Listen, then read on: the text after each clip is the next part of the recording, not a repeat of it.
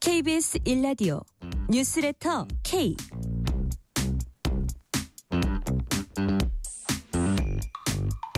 안녕하세요. 뉴스레터 K 진행하는 전종철입니다. 오늘부터 국회가 17개 상임위원회별로 2025년 국정감사에 돌입했습니다. 민주당은 내란 잔재 청산을 거듭 강조했고 국민의힘은 이재명 정부 실정을 파헤치겠다는 입장입니다. 가장 관심을 모은 법사위원회 대법원 국감에서는 조희대 대법원장이 출석했습니다. 조 대법원장은 인사말을 통해서 법치국가에서는 재판 사항에 대해 법관을 감사나 청문 대상으로 삼아 증언대에 세운 예를 찾아보기 어렵다면서 법관들이 헌법과 법률과 양심에 따라 재판하는 게 위축되기 때문이라고 말했습니다. 조 대법원장 이성 문제를 두고는 여야가 거세게 충돌했습니다. 정치 토크 코너에서 국정감사 내용과 캄보디아 청년 납치 사태 등을 진단해봅니다. 인터뷰 코너에선 각 정당이 진단하는 민심과 국감 전국 세 번째 순서로 서왕진 조국혁신당 원내대표를 만나봅니다. 청취율 조사 기간입니다. 02로 시작되는 전화가 오면은 뉴스레터 K라고 대답해 주시면 감사하겠습니다. 방송 중 사연 보내주시면 추첨을 통해서 치킨 교환권 보내드릴 테니까요. 많은 참여 부탁드립니다. 뉴스레터 K 지금부터 시작합니다.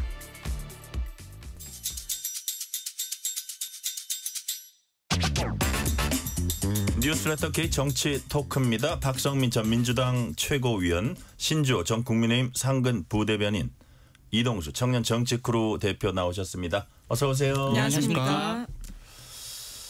자, 오늘부터 이재명 정부 출범 이후 첫 국정감사가 시작이 됐습니다. 여당은 어떤 기조로 이번 국감에 나서는지 정청래 민주당 대표 얘기부터 들어보시겠습니다. 국민의힘이 이번 국감 기조를 독재를 저지하고 내 삶을 지키는 국정감사로 정했다고 합니다. 통탄할 일이고 반역사적 망동입니다. 이미 윤석열의 불법 비상계엄과 독재 시도는 국민에 의해 저지되었고 그 덕분에 우리의 삶은 과거 독재 정권으로부터의 회귀에서 벗어나 회복 중에 있습니다. 이미 이룬 것에 머물지 말고 과거를 되풀이하지 않기 위한 미래지향적인 기조를 세웠다면 더 좋았을 것입니다. 이번 국정감사가 내란 청산을 위해 힘을 합칠 수 있는 기회라고 생각해 주시길 바라며 늦게라도 국민의힘이 국정감사 기조를 변경하길 촉구합니다.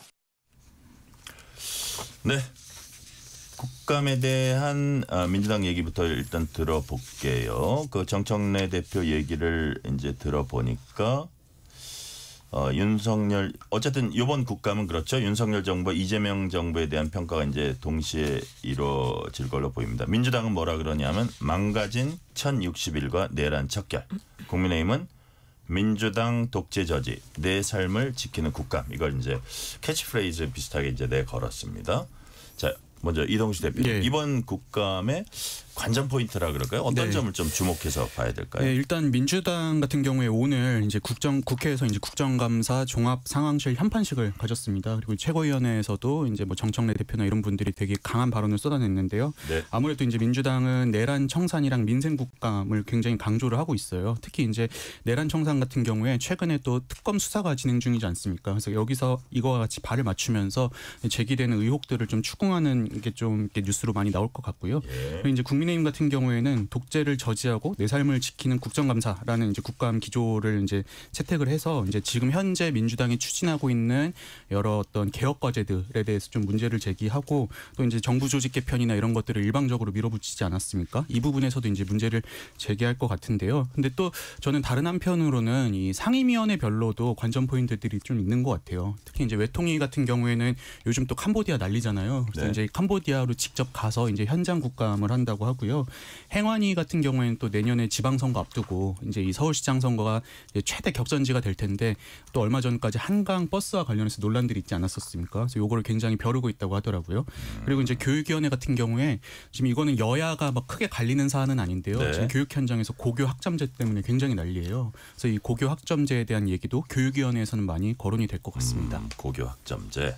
자, 박성민 최고위원님, 그 민주당에 아까 이제 그 정청래 대표가 얘기하긴 했는데 어떤 점 이번 국감의 의미 이게 그러니까 어쨌든 국감은 1년 동안의 정부 살림살이 그 민생을 정부가 얼마나 챙겼냐 이게 입법부가 행정부를 향해서 하는 감사잖아요. 그 이게 겹쳐 있단 말이에요. 그 윤석열 정부 시절이 더 길긴 깁니다. 그럼에도 불구하고 또 뭐 새 정부 출범한 지 넉 달 지나고 5달째 맞았으니까 어떻게 컨셉트를 일단은 전 정부에 맞춘 겁니까? 그렇죠. 아무래도 이제 이 민주당에서 지금 크게 개혁하고자 하는 과제들이 몇 가지가 굵직한 게 있었잖아요. 특히 네. 뭐 검찰 개혁으로 저희가 스타트를 끊긴 했습니다만 최근 많이 화제가 됐던 사법 개혁도 이제 논란이 되고 있고 그 외에도 뭐 정치라든지 아니면 언론 같은 경우에도 이제 개혁을 해야 된다라고 얘기를 하고 있는 상황이기 때문에 어떤 이런 그 기득권 구조라든지 윤 정부에서 내내 좀 고착화됐던 문제점들을 치열하게 파헤쳐서 윤석열 시대를 끝내겠다. 그러니까 완전한 내란 종식의 시대를 만들겠다라는 취지로 굉장히 좀 비상한 각오로 임하고 있는 걸로 보이고요. 네. 그래서 방금 앞에서 이제 이동수 대표께서 잘 짚어주셨지만 뭐 야당은 야당대로 이제 민주당이나 여당에서 이제 민주당이나 정부에서 추진하고자 하는 개혁안에 대해서 아마 비판을 하고자 할 것이고, 그래서 뭐 예를 들면 뭐 사실 과기정통위 같은 경우에는 뭐 방통위 폐지된 거를 두고 이제 맞붙을 것으로 예상이 되고 있고, 네. 뭐 그 외에도 법사위 같은 경우에는 오늘도 굉장히 치열하게 맞붙었습니다만 뭐 검찰이라든지 사법개혁 이런 부분에 대해서도 크게 여러 얘기가 오갈 것으로 보입니다. 그래서 앞서 말씀드렸던 민주당은 지난 정부의 과오들과 실책들을 낱낱이 파헤쳐서 끝까지 이제 책임을 지는 모습을 보여달라라고 촉구를 하겠다라는 취지인 것이고, 야당에서는 아무래도 이제 여당의 실책이 많다, 그리고 정부의 실책이 많다 이런 부분을 강조할 걸로 보입니다. 네. 자, 신주호 부대변인. 네. 원래 이제 국정감사라는 거는 야당의 잔치다 이런 네. 얘기 많이 하거든요.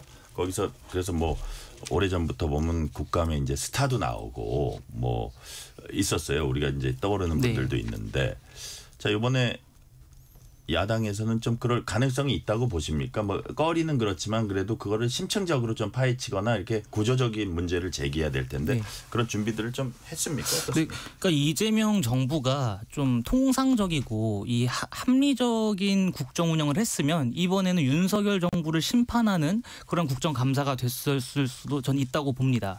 그렇지만 지금 이재명 정부가 민주당 정권이 들어선 지 거의 한 넉 달 정도 되지 않았습니까? 이 넉 달 되는 짧은 기간 동안에 너무나도 많은 패단을 만들어냈기 때문에 이번 국정감사는 오롯이 이재명 정부와 민주당을 향한 심판의 장이 될 거라고 저는 봅니다. 그러니까 김현지 부속실장 같은 경우에도 굳이 총무비서관에서 부속실장으로 옮기면서 운영위에 출석시키지 않겠다라고 하는 그런 면들에서 국민들은 아니 얼마나 숨길 것이 많으면 저렇게까지 하느냐 이런 인식들을 갖고 계시고, 또 방금 말씀하신 것처럼 법사위 같은 경우에도 통상적으로 대법원장이 인사말만 하고 이석을 했던 게 관례였고 민주당 정부 차원에서도 그렇게 했던 겁니다.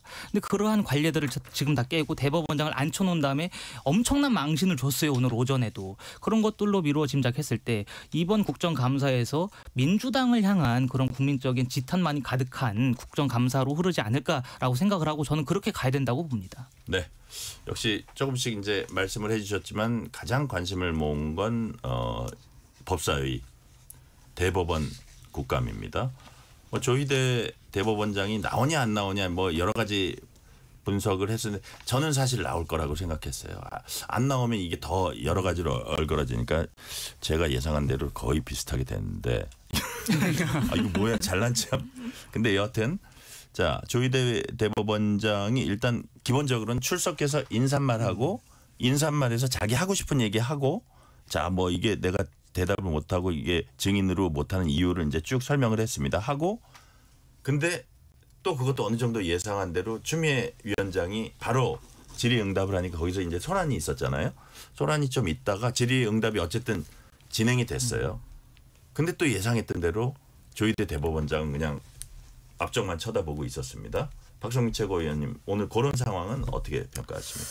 그러니까 뭐 사실 이제 절반의 뭐 승리다 이렇게 볼 수가 있을 것 같은데요. 그러니까 사실 조희대 대법원장이 뭐 구체적인 답변들을 하지 않은 거는 너무 아쉽다라고 생각을 하지만, 사실 그동안 뭐라 그랬냐면 이 조희대 대법원장 절반의 승리는 민주당의 그렇다고 생각합니다. 그래요? 예, 근데 뭐 예. 그럼에도 이제 완벽하진 않기 때문에 아쉬움이 남는다라는 말씀을 드리는 건데 사실 조희대 대법원장이 지난 이제 청문회 때는 또 참석을 하지 않았고 이 국정감사장에 사실 와서 바로 이석하는 거 아니냐라는 얘기가 네. 있었지만 뭐 이석이라는 것도 이제 법사위원장이 또 허가를 해줘야 되는 부분도 있었고요. 근데 사실 국회법 121조에 보면 이 본회의나 위원회는 특정한 사안에 대해서 질문하기 위해서 대법원장 뭐 등등을 이제 출석을 요구할 수 있다라고 얘기가 되어 있기 때문에 어쨌든 제가 이번에 중요하게 봤던 건 사법부의 수장으로서 이 국회법에 나와 있는 이 이야기를 이 조항들을 지키느냐 그러니까 국회법을 존중하느냐 이건 결국 국회를 존중하느냐의 문제라고 생각을 했거든요. 그렇기 때문에 이석하지 않은 상태로 자리를 지킨 것은 어쨌든 국회에 대한 존중을 보였다라고 생각을 하는데 그런 부분에서는 이 민주당 차원에서 국정감사라는 공적인 장을 통해서 조희대 대법원장의 질의를 하고 책임을 묻겠다라고 하는 그 태도나 절차는 괜찮았다고 생각을 합니다.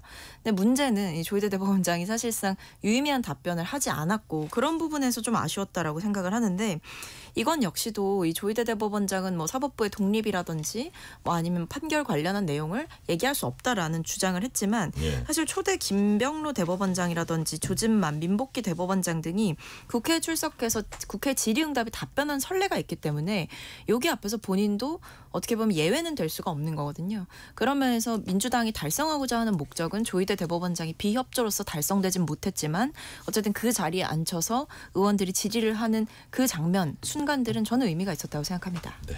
김병로 초대 대법원장 경우에는 대법원장 말고도 그 건국의 과정이어서 여러 직함도 있었고 상황은 좀 다른 점도 있었지만 어쨌든 뭐 그 국회에서 발언을 했던 건 사실이고요. 자, 신주호 부대변님 지금 박성민 최고위원님께서는 어쨌든 민주당의 절반의 성공이다.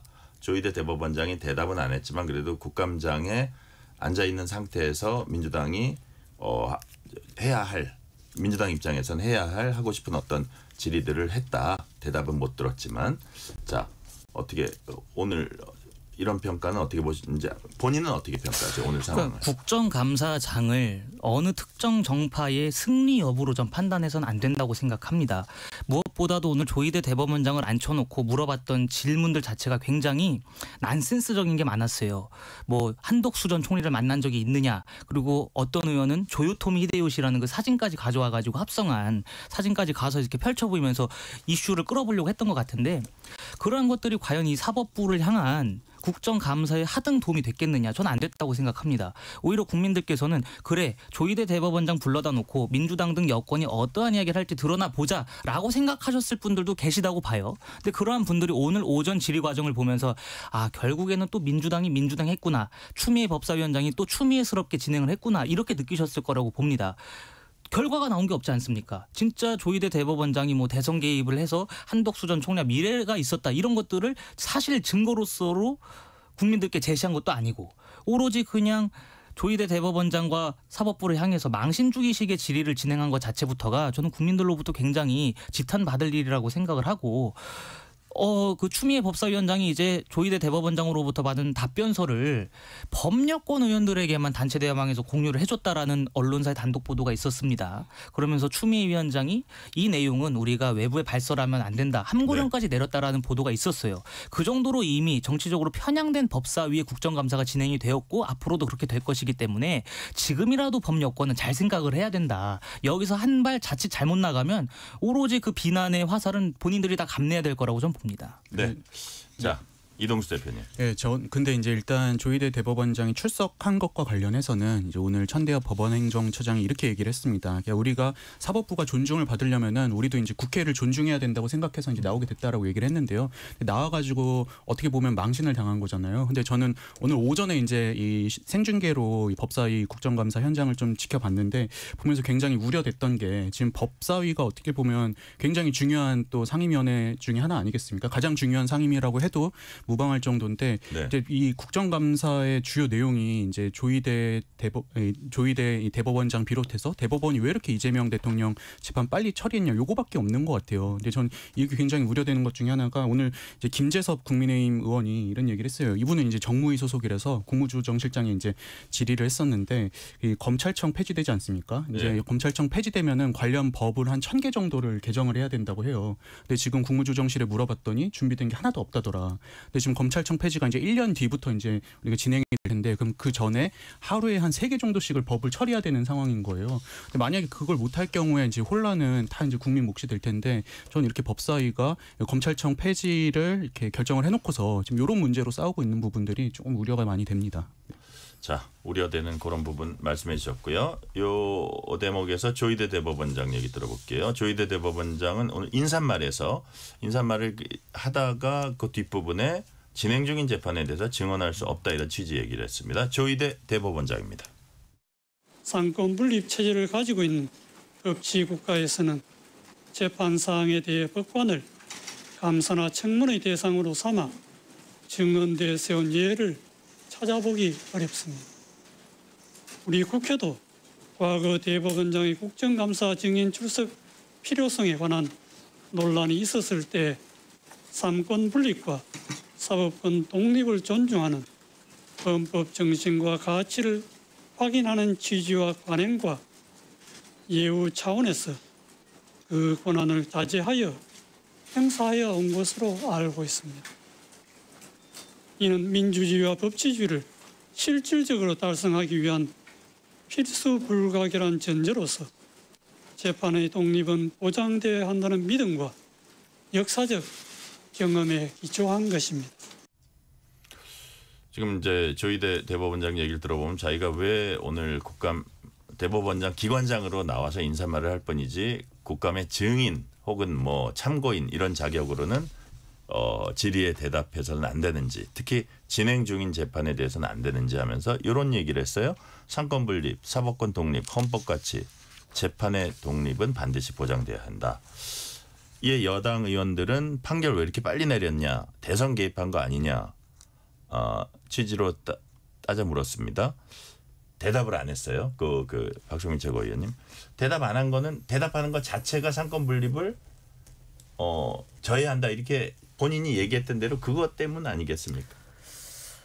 그렇다기보다는 네. 제가 봤을 때 애초부터 이제 어떠한 질문에도 대답하지는 않겠다라는 본인의 원칙을 갖고 나온 것 같습니다. 그러니까 뭐 사실은 뭐 국회를 존중해야 하기 때문에, 그리고 국회에서 불렀기 때문에, 그리고 뭐 그 전에도 원래는 이제 인사말을 보통 하고 이석을 하는 그런 관례가 있었기 때문에 나왔다. 뭐 네. 그거는 이제 하겠다라는 취지지만, 그럼에도 이제 어떤 뭐 삼권 분립을 강조하면서 그 뒤에 어떠한 질문을 답변하지 않는다라는 것 자체는 대답할 생각이 없다는 거죠. 저는 사실 근데 여기서 좀 분리해서 봐야 된다고 생각하는 게, 여와 야의 시각 차이는 여기서 좀 나는 것 같거든요. 사실 저는 당연히 저희가 뭐 판결에 대해서 개입할 수는 없다고 생각을 합니다. 뭐 내용을 뭐 국회에서 임의로 뒤집는다거나 아니면은 그 판결에 대해서 어떤 개입을 해서 방향을 바꾸려고 한다거나 그럴 수는 없는 일이죠. 현실적으로 불가능하기도 하고요. 근데 그것이 아니라 그 판결이 내려진 경위에 대해서는 그게 특정인에 대해서 지나치게 빨리 내려졌다라고 한다면, 의심스러운 부분이 있다면 그 부분은 저는 물어볼 수 있는 것이 아닌가라는 생각이 듭니다. 왜냐하면 이게 그냥 통상의 절차로 진행됐던 뭐 일반적인 사례였다라고 보기는 어려운 대목들이 있어요. 전원합의체 회부를 결정하고 바로 합의기일을 열었고, 이틀 뒤에 또다시 합의기일을 열었고, 특정한 하나의 사건만을 위해서 합의기일을 그렇게 한 달 안에 2번 이상으로 그렇게 개최를 한다라는 것 자체가 전례가 없는 일이다라는 평가는 분명히 있는 거거든요. 그렇기 때문에 여기에 대해서 묻는 것 자체를 사법부의 독립을 심각하게 저해야 한다라는 시선으로만 볼 것이 아니라 사법 불신을 해소하기 위해서도 사법부도 어느 정도 책임 있는 답변을 내놔야 되지 않나라는 생각이 듭니다. 자, 사법부 불신 해소 말씀하셨는데, 예를 들어서 과연 이것이 사법부의, 그러니까 그때 국민들이 잘 납득하지 못하는 국민이 상당수가 있으니까 그 부분을 해명해달라 이 부분일 텐데, 근데 또 한편으로 보면 그 해명이라는 게 어떻게 답이 뻔하거든요. 그 대법원이 할 수 있는 대답이.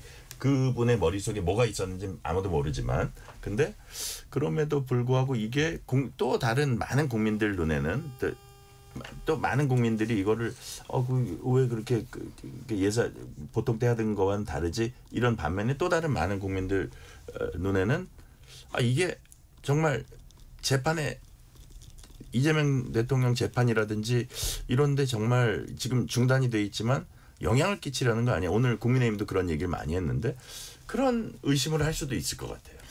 그러니까 저는 여기에 대해서 예. 이 재판에 간섭하면 안 된다라는 기본적인 원칙은 저도 존중해야 된다라고 생각하지만 예.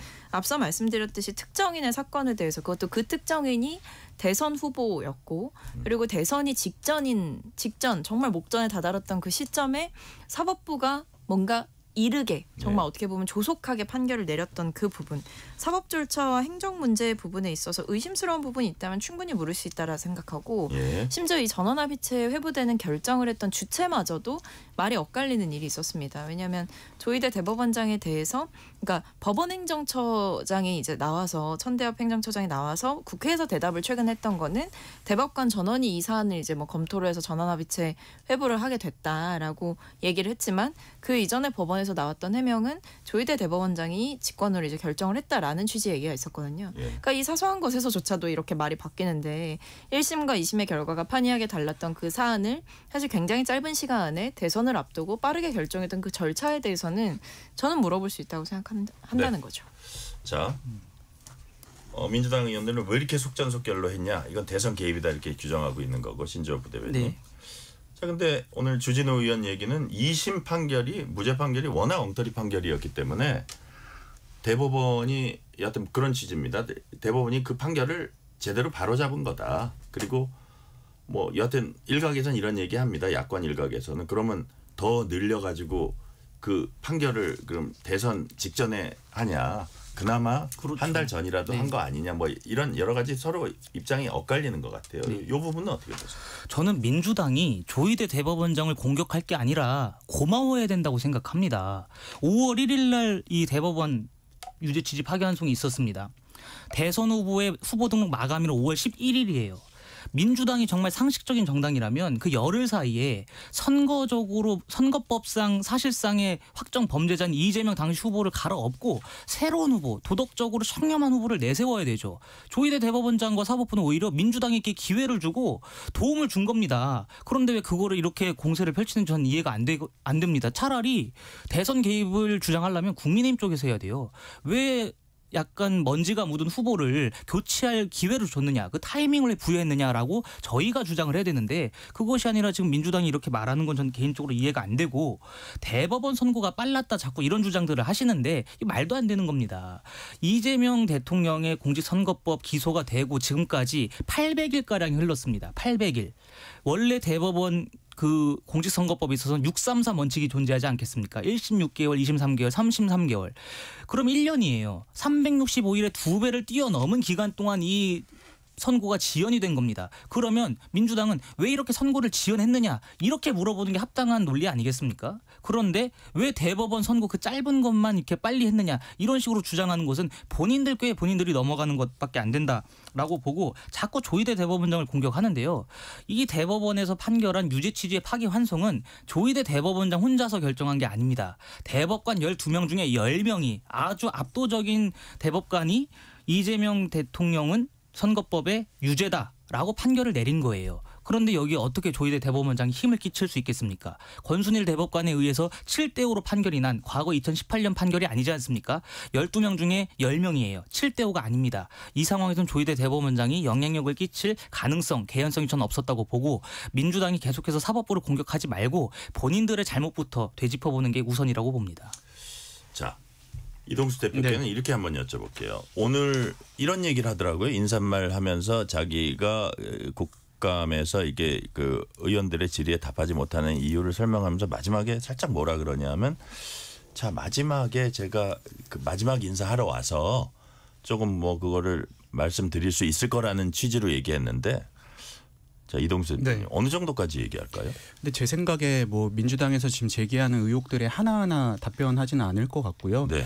아마 이제 저는 원론적인 차원에서 이제 뭐 사법부의 모두 독립성 발언에서 네. 했던 거 비슷한 얘기 하지 않을까요? 맞습니다. 저도 이제 좀 그렇게 생각을 합니다. 일단은 여론을 자기 편으로 가져오는 게 어떻게 보면 조희대 대법원장으로서는 굉장히 중요한 상황인 거잖아요. 그래서 네. 제 생각에는 아마 원론적인 차원에서의 뭐 사법부 독립이나 뭐 이런 것들을 주장함으로써 좀 여론에 호소하려고 하지 않을까 이런 생각이 듭니다. 예. 이 부분은 어떻게 보세요? 그 서영교 의원이 이제 뭐 예를 들어서 오늘 보니까 조희대 대법원장은 이제 기관장으로 나왔고 다른 대법관들 한 4명인가 5명 출석 요구받은 사람들 다 안 나왔고 뭐 한덕수, 그다음에 지기현 뭐 불출석 사유서 내고 나오지 않았습니다. 그랬더니 민주당 서영교 의원이 지기현 판사 룸사롱에 갔냐. 접대 의혹 나오자 휴대폰 바뀌었다. 윤석열 전 대통령 구속 취소했다.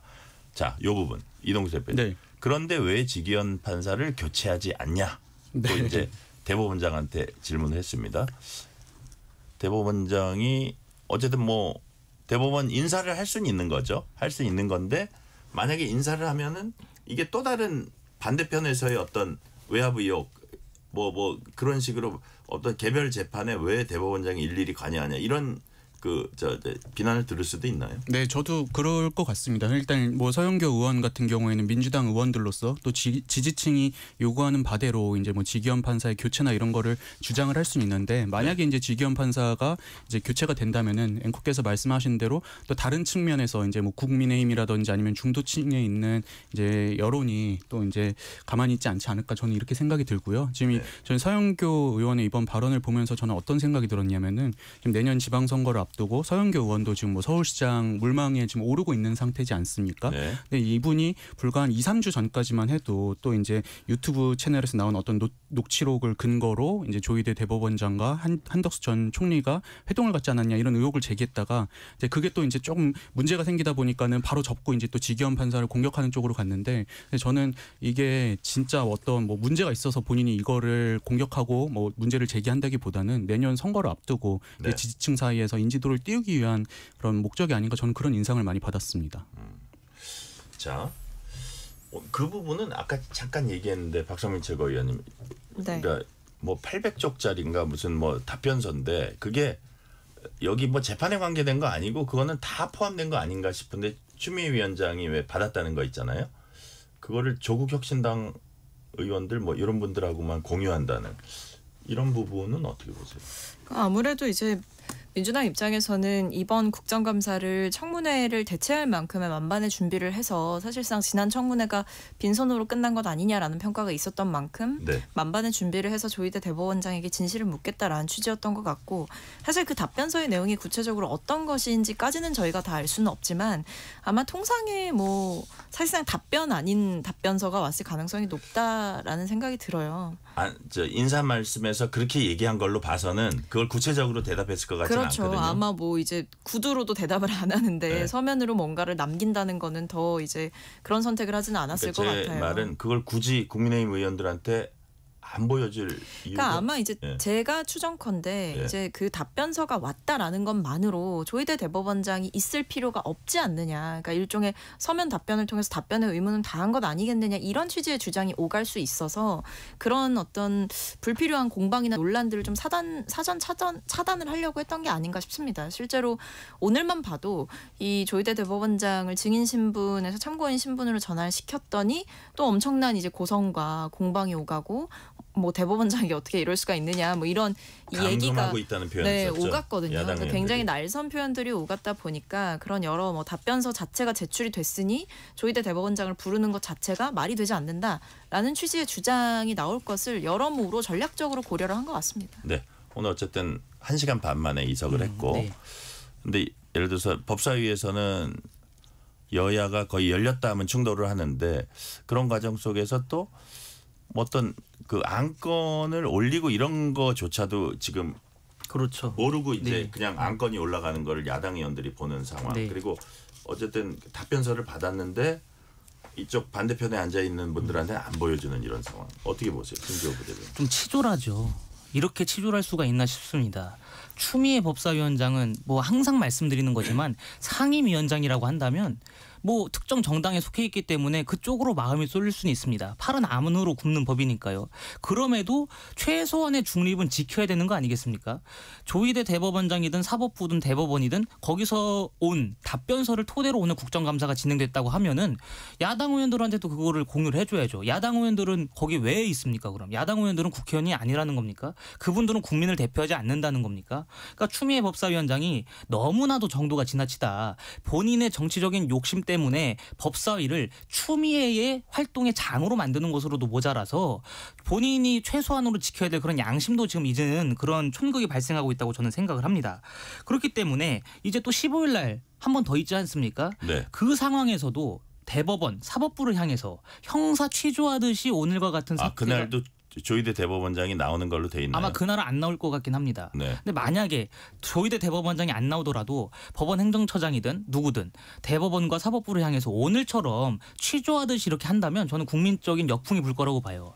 김현지 부속실장은 무엇이 두려워서 꽁꽁 숨겨두고 그분이 어떠한 입장을 발표할 기회도 안 주면서 조희대 대법원장은 계속해서 지금 입장을 내놓는 거 아니겠습니까? 네. 근데 그렇게 입장을 내놓는 건 다 묵과하고 김현지만 꽁꽁 숨긴다? 저는 국민들이 굉장히 분개하실 거라고 봅니다. 네, 박성민 최고위원이 하실 말씀이 있대요. 위원장께서 입장문을 내셨어요. 근데 이걸 좀 봐야 되는데 사실 예. 일단 이게 지금 프레임 자체는 뭐 국민의힘 측 의원들에게 보여주지 않았다라는 취지인데 이게 조 대법원장이 제출했다라고 알려진 서면 답변서 자체가 네. 결국에 이제 민주당의 다수 의원들이 요구를 했던 내용에 대한 답변서라는 거죠. 그래서 이게 국회 자료 요구 같은 경우에는 신청한 위원실에 제출하는 게 기본이기 때문에 신청된 자료 요구들이 이 민주당 다수 위원실에서 요구한 서면 질의 요구였고 네. 비공개로 신청한 사유도 제출한 자료의 성실성을 요청했기 때문이다라는 거고요. 그래서 결론적으로 국민의힘에 대한 함구령은 사실관계가 아니다. 그리고 피감기관인 대법원 제출 자료의 외부 유출 방지를 하기 위함이었다라는 반박이 있었다는 점을 전해드립니다. 근데 이제 네, 저는 추미애 위원장. 예. 이제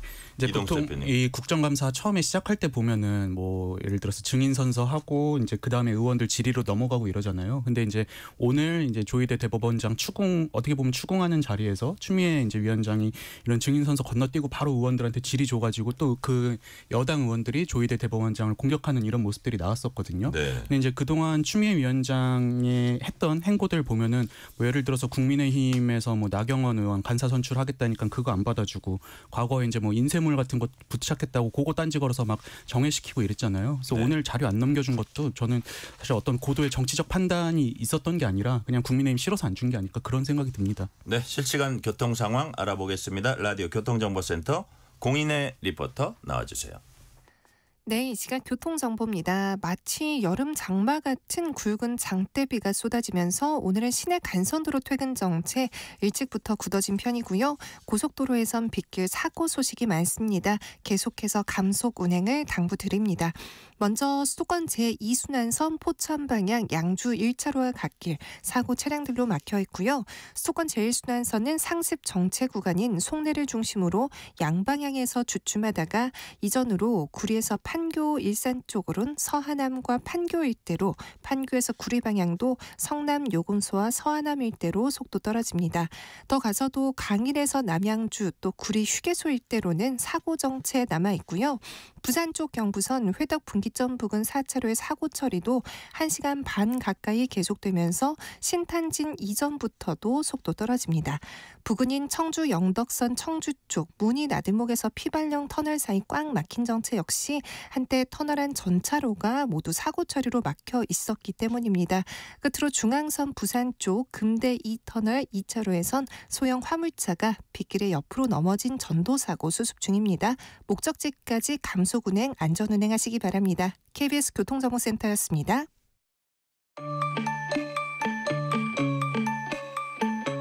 퇴근길, 당신과 함께 있는 세상 이야기. KBS 1라디오 뉴스레터 K. 문자 샵 9730, 짧은 문자 50원, 긴 문자 100원. 어플리케이션 콩은 무료. 유튜브 KBS 1라디오 계정 채팅창도 열려 있습니다.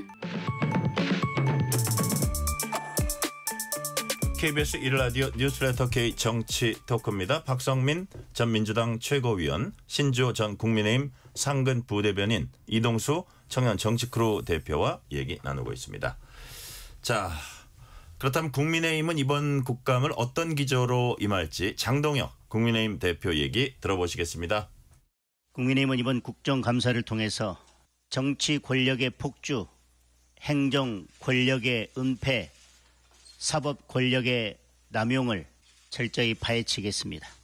국민의힘은 민중기 특별검사 김현지 제1부속실장, 봉욱 민정수석을 국정감사장에 반드시 세울 것입니다. 이재명 대통령도 모든 부처에 국정감사에 적극 협조하라고 지시했습니다. 대통령이 이미 레임덕이 시작된 것이 아니라면 민중기 특별검사 김현지 제1부속실장 동욱 민정수석은 국정감사장에 출석하기 바랍니다. 자, 이 3명 반드시 출석해야 한다는 사람 중에 먼저 민중기 특별검사, 지금 뭐 양평 공무원 뭐 스스로 극단적인 선택을 한 그런 사건 때문에 거기에 이제 메모를 남겼는데 유서 내용은 아직 공개는 안 됐고요. 메모를 남겼는데 그 메모에 수사 그러니까 강요를 받았다. 그러니까 뭐 기억나지 않는 것도 막 진술하도록 강요를 받았다. 이렇게 이제 그런 주장을 해놓고 이제 이 세상뿐이 아니니까요. 근데 그게 또 영상은 없다 그러더라고요. 본인이 동의해야 영상을 찍는데 그런 상황인데 또 보니까 국민의힘은 민주기 특검에 대한 특검법을 당론 발의하기로 하고 국정감사에 출석시키기로 했다. 자, 이게 박성민 최고위원님 현실화될 가능성이 얼마나 있나요? 글쎄요, 뭐 일단은 국민의힘 측에서는 뭐 네. 고인에 대한 애도를 하기 이전에 이것을 정쟁화시키는데 여념이 없는 것 같습니다. 그 부분이 좀 굉장히 유감스럽다라는 말씀을 드리고요. 일단 너무 안타까운 일이죠. 사실 이걸 정쟁거리로 삼을 일은 아니고 또 이것을 통해서 뭔가 특검을 우회적으로 좀 압박하려고 하는 시도도 좀 너무 섣부른 것이 아닌가라는 생각이 듭니다. 다만 뭐 너무나 이제 큰 일이기 때문에 네. 너무 안 좋은 일이 벌어졌기 때문에 사실은 여기에 대해서 진실을 밝혀야 된다라는 점에 대해서는 동의를 합니다만 아직까지는 좀 이 국민의힘의 주장에 뭐 완벽하게 신뢰할 만하다라고 보기가 어려운 대목은 어쨌든 뭐 압박성 수사라든지 아니면 회유성 수사 이런 것들을 할 만한 상황이 아니었다라는 점을 충분하게 설명을 했잖아요. 왜냐하면 기존 이미 다른 사람들에게서 꼭 이 돌아가신 공무원이 아니더라도 이미 기존에 확보한 진술이 있었던 것이고 그 다른 공무원들과 비교해봤을 때에도 다른 공무원들이 뭐 동일한 사안으로 2차례의 조사를 받았다라고 한다면 이분은 이제 한 차례의 조사를 받았고 압수수색과 같은 뭐 강제 수사도 없었다라는 점이 알려지고 있고 그리고 뭐 수사 과정에서 기본적인 인권 준칙이 다 잘 지켜졌다라는 점을 이야기를 하고 있고 설명을 하고 있는 상황이기 때문에 네. 여기에 대해서 지금 상황에서 어떤 애도를 하는 것과 별개로 뭐 특검법, 민특검에 대한 특검법을 당론으로 발의한다라는 것 자체도 사실은 현실성이 좀 떨어진다라고 보고요. 이 사망 사건 자체를 빌미로 삼아서 특검에 대한 비판을 하고자 하는 의도가 너무나 명확하기 때문에 오히려 역효과가 날 가능성이 크다 이렇게 보입니다. 네. 어떤 한 사람의 죽음을 정치의 도구로 이용한다.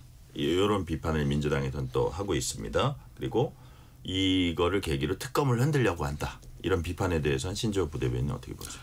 특검이 자초한 일이죠. 저도 마찬가지로 이 어찌됐든 수사를 받던 분이 돌아가신 상황이기 때문에 네. 이것을 정치 쟁점화하는 것은 옳지 않다고 생각합니다.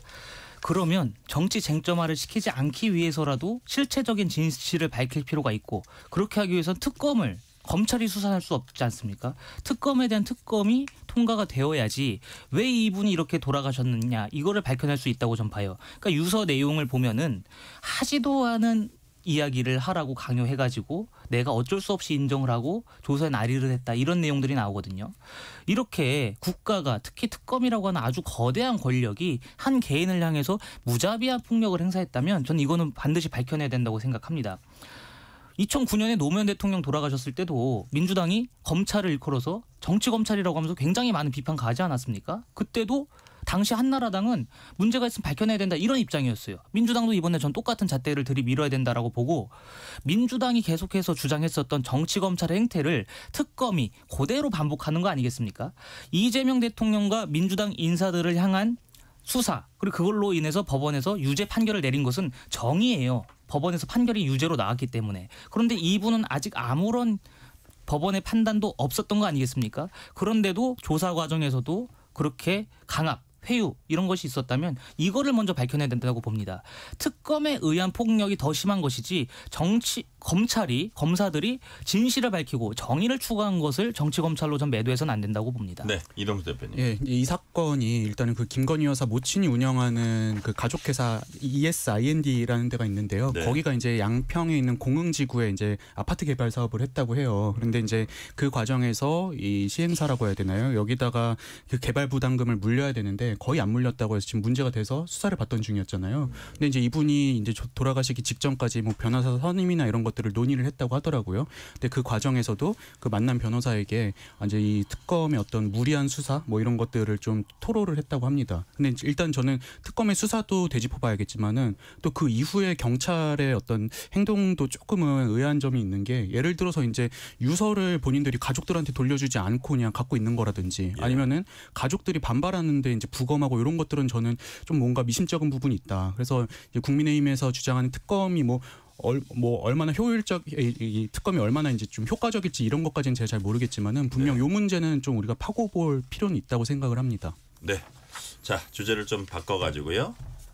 자, 김현지 제1부속실장.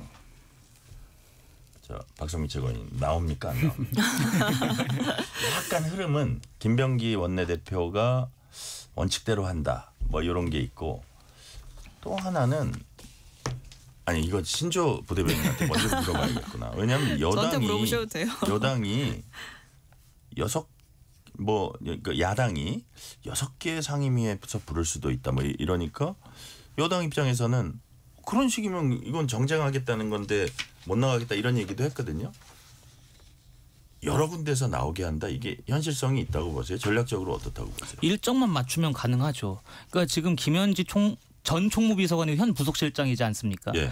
총무비서관이던 시절에 어떻게 국정에 영향력을 끼쳤는지 알아보기 위해서는 운영위에서만 불러서는 이것이 우리가 증명할 수가 없다. 밝혀낼 수가 없다. 그런 입장이기 때문에 뭐 운영위에서도 부르고 이번에 관세협상에서도 만약에 김현지 실장의 손길이 닿았다면 산자위, 외통에서도 부르고 이럴 필요는 있는 거죠. 아니 근데 필요는 있는데 네.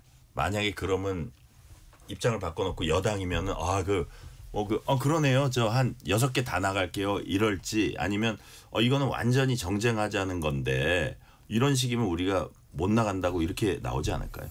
그렇게 나오겠죠. 안 나오겠다고 하는 건데 그러니까 지금 뭐 지난주만 하더라도 박지원 의원 같은 분들은 뭐 전화를 해보니까 본인이 굉장히 소명을 하고 싶어 하더라. 나오고 싶어 하더라. 이런 얘기도 하시는 그러나요? 분들도 있고 우상호 정무수석은 100% 출석한다 그랬는데 최근에 또 여당 기류가 좀 바뀌고 그러니까 내부 정리가 좀 안 된 것 같습니다. 괜히 김현지 부속실장이 국회에 출석해서 국정감사장에서 이상한 소리를 할까 봐 그게 걱정되는 것인지 아니면 여기에도 당내의 모종의 권력 암투가 존재하는 것인지 모르겠습니다만은 내부 정리가 안 되는 것만큼은 확실하다라고 보고 이런 식으로 가다 보면 전 결국에 안 나올 거라고 봅니다. 근데 저는 이 문제에 있어서 사실 김현지 실장 왜 나와야 되나 약간 그런 생각 많이 들거든요. 그러니까 아마 지금 국민의힘의 입장은 나오라고 했는데 안 나오니까 뭐 괘씸죄 플러스 진짜 뭐가 있는 거 아니야 이런 생각인 것 같아요. 근데 이제 지금 거론되는 의혹이 그냥 뭐 실세 의혹 뭐 이런 거잖아요. 근데 김현지 실장 실세인 거 모두가 아는 사실 아닙니까? 그래서 이분이 나와서 증언을 한다고 한들 국민의힘이 유의미한 그런 결과를 좀 얻을 수 있을까? 저는 오히려 김현지 실장 부르는데 좀 힘쓰는 것보다 뭐 최근에 뭐 아파트 값이라든지 환율 막 급증하고 이런 민생 문제에 포커스를 맞추는 게 이제 여론을 움직이는데 훨씬 효과적이지 않을까 이런 생각을 합니다. 박성민 최고위원한테는 제가 질문을 하다가 말았으니까 이 부분 잠깐 말씀해 그러니까 주세요. 일단은 말씀 주신 대로 최소 6개 상임위에서 증인 요청이 왔다라고 하는데 보면 운영위에는 뭐 대통령실 감사 차원이고 농해수위에는 산림청장 뭐 인사개입 의혹, 국토위에서는 백현동 대장동 아파트 개발 관여 의혹, 과기방통위에서는 대통령의 예능 프로그램 출연 관련 의혹, 행안위에서는 판공비 집행 의혹, 그다음에 기재위에서는 대장동 아파트 자금 출처를 묻겠다. 뭐 이런 거예요. 네. 사실 저는 이걸 봤을 때 6개 상임위에서 증인 요청을 김현지 실장에 대해서 한다라는 거는 이게 한 문장으로 보면 만만한 게 김현지 실장이구나 이런 생각이 드는 거죠. 그러니까 일종의 지금 이제 내용적으로 다퉈봐야 될 문제가 명확하게 있는 게 아니잖아요. 그러니까 대통령과 가깝다. 그게 문제가 됩니까? 대통령과 가까운데 만약에 뭐 과거 이제 인사비서관의 부인이 민간인인데 비행기에 이제 대통령 전용기에 탑승을 했던 그런 거 같이 어떤 이 비선 아니야? 비선이기 때문에 그 전용기에 마음대로 민간인 신분으로 갑자기 탈 수 있었던 거 아니야? 이런 얘기를 해야 한다면 모를까? 지금 상황에서 공식적으로 대통령을 보좌하는 직책을 가진 사람에 대해서 지나친 뭐 이른바 만사현통 이 얘기를 계속 하잖아요. 그래서 만사현통인데 뭐요? 저는 그렇게 묻고 싶거든요. 그러니까 만사현통이 그래서 구체적으로 뭐냐? 그러니까 대통령의 모든 뜻이 김한지 비서실장을 통해서 그럼 내려가고 있는 시스템이냐? 아니잖아요. 왜냐하면 강훈식 실장도 계시고 우상호 수석도 계시고 강훈식 실장은 본인이 실세라고 실세입니다. 실세고 이제 본인이 뭐 여러 가지 실세 맞아요. 그럼요. 네. 얘기들을 하고 계시고 하는 상황인데 여기에 대해서 저는 어느 정도는 나와야 된다라고 생각하는 사람이에요. 일이 이 정도 됐으면 나와서 뭐 필요한 게 있으면 얘기를 하는 게 맞다고 생각하는데 이렇게 6개의 상임위에서 부르는 거나 불러서 무슨 질문을 할 건지도 모르겠고 뭐 대장동 아파트 자금 출처는 왜 물어봅니까? 뭐 이런 이제 의구심들이 들기 때문에 한쪽에서는 정쟁 요소에 우리가 굳이 땔감을 넣어줄 필요가 없지 않느냐라는 강경론이 있는 것 같고 한쪽에서는 아니 뭐 못 나갈 게 뭐가 있느냐라는 얘기가 동시에 있는 상황인 것 같습니다. 네. 자, 마지막 주제로 가볼게요. 이번 국감 주로 외통위, 그 행안위에서도 큰 이슈가 될 만한 문제입니다. 우리 국민의 생명 안전이 달린 시급한 문제이기도 하고요. 우리 청년을 죽음으로 내몬 캄보디아 강금 사망 사건입니다. 와, 이런 문제 과연 어쩌다가 청년들이 이 캄보디아까지 가게 돼서 이런 말도 안 되는 거를 당하다가 목숨까지 잃게 되는지 이거를 이동수 대표님께서 청년 입장에서 이 문제 어떻게 지금 우리가 접근해야 될지 한번 좀 말씀을 해주세요. 이게 일단 두 가지 측면인 것 같아요. 첫 번째는 범죄인 줄 알면서 간 분들도 있을 것 같습니다. 그러니까 제 친구가 이제 과거에 보이스피싱을 당했었는데 이제 그 전달책들은 다 한국인이잖아요. 그러니까 이분들도 알고 이제 이런 범죄가 이런 범죄 조직이 있다는 걸 알지만 이제 고소득이나 이런 걸 노리고 이제 간 분들도 분명 있을 거고요. 근데 또 우려되는 부분은 이제 사기당해서 간 분들, 뭐 다른 일 하는 줄 알고 갔더니 잡혀가지고 강제로 막 이런 사기에 또 가담을 해야 된다든지 아니면은 지금 뭐 관광 다니다가 이제 그 관광지에서 그냥 일행들한테 잘못 걸려가지고 이제 납치되고 이런 분들도 있거든요. 이런 문제들이 굉장히 심각한 상황인 것 같아요. 근데 저는 더 놀라운 거는 이게 이제 작년이랑 올해랑 수백 건씩 그냥 작년에 200건 그리고 올해 8월까지 300건 정도가 지금 발생하지 않았습니까? 근데 그게 이제 와서야 이렇게 화제가 된다는 게 저는 좀 놀라워요. 실제로 지난해 말에 KBS 시사기획 창에서 이 캄보디아 유토피아 사라지는 한국인들이라는 다큐를 만들어가지고 이 KBS 기자님들이 현지 있는 막 범죄 단지도 찾아가고 이 피해자들 인터뷰도 하고 이랬었거든요. 저 프로그램 만드는 부서도 그렇고 사회부에서도 해외 취재해가지고 많이 했어요. 화제가 굉장히 많이 됐죠. 근데 이제 이게 아무래도 제 생각에는 지난해 이제 우리가 막 겨울부터 뭐 계엄이다, 탄핵이다, 대선이다 있으면서 관심에서 좀 밀렸던 문제인 것 같아요. 많이 늦기는 했지만은 지금이라도 좀 국회랑 정부가 합심해서 좀 피해자분들도 이렇게 구제하고 했으면 좋겠습니다. 자, 캄보디아는 뭐 이게 이제 얘기를 들어보니까 원래 중국에서 많이 이런 일들을 했었는데 그게 좀 규제를 하니까 밀려가지고 캄보디아, 미얀마, 필리핀 이런 데로 이제 오는 건데 되게 위험한 나라들이 돼버린 건데 자, 이게 박성민 최고위원님. 그 가서 이제 구출해 오는 거 이게 제일 이제 시급한 문제 같고 또 어떻게 보면 또 더 근본적인 문제는 그 사람들이 우리 국내에 있는 수많은 또 젊은 층을 대상으로 보이스피싱 범죄를 저지르잖아요. 이게 정말 큰 문제 아닙니까? 어떻게? 이거는 정말 큰 문제죠. 그러니까 이게 뭐 윤 정권이든 뭐 새로운 정권이든 이게 아차하고 좀 손을 놓고 있었던 게 아닌가 싶은 생각도 들어요. 그렇습니다. 실제로 지금 문제 제기를 하는 게 8월 말을 기준으로 봤을 때 캄보디아에서 실종, 납치 의심되고 있는 그 신고 건수가 330건이 된다라고 하거든요. 그러니까 대한민국 국민 300명이 넘게 지금 납치나 혹은 감금돼서 연락 두절됐다라고 알려지고 있는 상황인데 이렇게 많은 숫자가 정말 이렇게 이런 일이 벌어졌다라는 이 현실을 과연 알고 있었느냐 이 부분을 따져묻지 않을 수가 없고 그리고 이게 특성상 그 피싱 범죄랑 연관이 되어 있잖아요. 그러니까요. 근데 이게 본거지가 해외에 집중되어 있으면 이게 문제가 공조 요청 자체가 이제 잘 안 된다는 거예요. 요청조차 미미하고 요청을 우리나라에서 한다라고 해도 회신을 못 받는다는 거예요. 그래서 이런 국제 공조 시스템의 강화도 필요하고 사실은 지금 그 대사관 이 자리가 이제 공석이다 보니까 이 현지에서 이 상황 파악을 제대로 하고 있느냐 그리고 외교부가 좀 더 주도적으로 나서야 되는 거 아니야. 지금 당장 비행기 띄워라 이 얘기가 다 나오고 있거든요. 그래서 저는 이 문제만큼 만큼은 사실 여나 야나 할 것 없이 우리 국민의 생명과 안전을 최대한 확보하고 구출해 오는 그 모든 방법을 동원하는 데 힘을 합쳐야 된다고 봅니다. 그러니까요. 일단 목숨이 위태로운 사람이 상당히 많을 것 같아요. 보니까 뭐 송원석 원내대표는 뭐 이재명 대통령은 왜 뒤늦게 늑장 지시했냐 했는데 반면에 또 민주당 박찬대 의원은 보니까 자기가 제보 받은 거를 빨리 연락해가지고 14명 그렇게 구출했고 그 돌아가신 분도 한 하루 이틀만 더 있었으면 뭐 할 수 있었다 뭐 아쉬움도 이제 얘기를 하는데 진짜 시급한 상황 아닙니까? 이게 보이스피싱 국내 보이스피싱 막는 거 이거는 그 다음 단계에서 구조적으로 하더라도 어떤 식으로 신주호 부대변인 보시기에는 접근해야 된다고 보세요? 저는 이 문제에 있어서는 여야 할 거 없이 좀 초당적으로 대응을 해야 된다고 봅니다. 그러니까 그 범죄도시 2인가요? 거기서도 비슷한 내용으로 영화가 만들어지지 않았습니까? 해외에서 납치돼서 현금을 달라 그런 다음에 사실 살해하고 그 유해도 고국으로 안 보내는 그러한 것들이 이번에만 있었던 일은 아닌 것 같습니다. 지금까지 쭉 있었다면 우리가 해외에서 이 범죄 조직을 일망타진하기 위해선 국가 차원에서 어떠한 도움을 줘야 되느냐, 인터폴과 어떻게 공조를 해가지고 우리 국민을 보호할 수 있을지 그 방안을 강구해야 된다고 봅니다. 그렇기 때문에 전 여기서만큼은 뭐 이재명 정부 탓이니 윤석열 정부 탓이니 니 탓 내 탓 할 거 없이 그냥 여야 정치권이 다 하나로 뭉쳐가지고 우리 국민들이 안전하게 해외에 다니실 수 있게끔 하는 그 환경을 조성하는 데 힘을 써야 될 거라고 봅니다. 네, 일단 안전하게 해외 다닐 수 있는 데 힘을 썼고 캄보디아 부분은 어쨌든 잡혀있는 분들 최대한 구출해 오는 게 정말 제일 큰 일 같아요. 제가 보기에는. 네, 이럴 때 이제 좀 정부나 국회 힘이 필요한 것 같습니다. 지금 뭐 캄보디아 경찰도 답답하게 대응한다 이런 불만도 있잖아요. 그러니까요. 이번에 좀 잘해줬으면 좋겠습니다. 자, 어떻게 할지 우리가 다음 주에 또 만나서 그간의 경과는 그때 따져보기로 하고 오늘 말씀은 여기까지 듣겠습니다. 박성민 전 민주당 최고위원, 신주호 전 국민의힘 상근 부대변인, 이동수 청년 정치크루 대표였습니다. 오늘 말씀 감사합니다. 감사합니다. 뉴스레터 K 1부 마치고 2부가 이어집니다.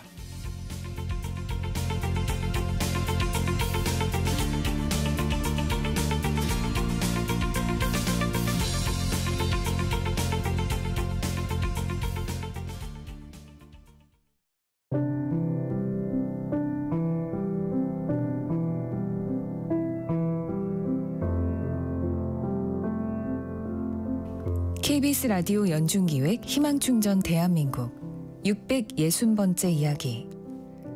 안녕하세요. 아나운서 유지원입니다. 9살 예진이는 신체 검사를 받는 날이 제일 두렵습니다. 태어날 때부터 알아온 백반증. 해가 지날수록 점점 퍼져나가 가슴과 등은 이미 하얗게 덮어버렸는데요. 때문에 친구들의 놀란 시선, 무심코 던진 말 한마디는 예진이의 마음에 깊은 상처로 남습니다. 꾸준한 치료가 필요하지만 아빠가 남긴 빚과 우울증에 걸린 엄마까지 가정 형편은 벅차고 힘겹기만 한데요. 오늘도 작은 두 손을 모아 기도하는 예진이 몸과 마음 모두 아프지 않기를, 사람들 앞에 숨지 않는 평범한 하루를 살 수 있기를, 예진이가 마음의 상처를 딛고 밝고 건강한 아이로 성장할 수 있도록 여러분의 사랑과 아낌없는 지원을 보내주세요. 여러분의 따뜻한 손길이 희망의 빛이 됩니다. ARS 060-700-1580 060-700-1580 한 통화 3,000원으로 희망을 선물해주세요.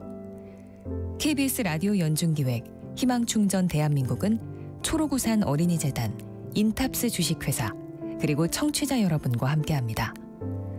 ARS 060-700-1580 한 통화 3,000원입니다.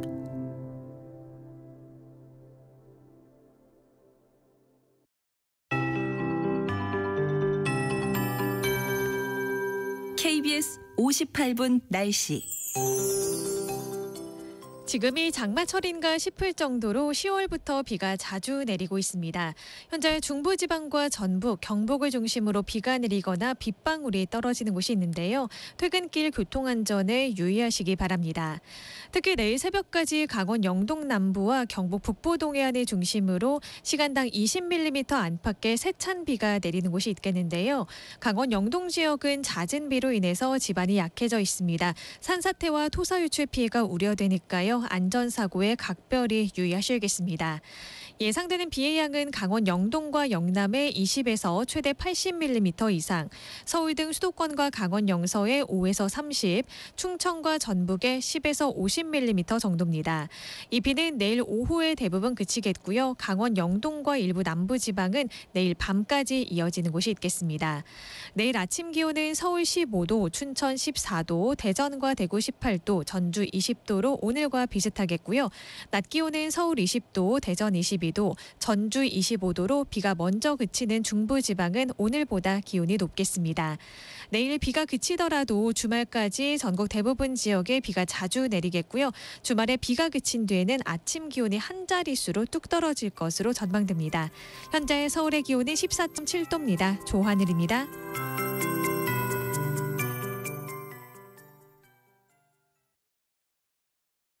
정성을 다하는 국민의 방송 KBS가 6시를 알려드립니다. AM 711kHz, FM 97.3MHz, KBS 1라디오입니다. HLKA.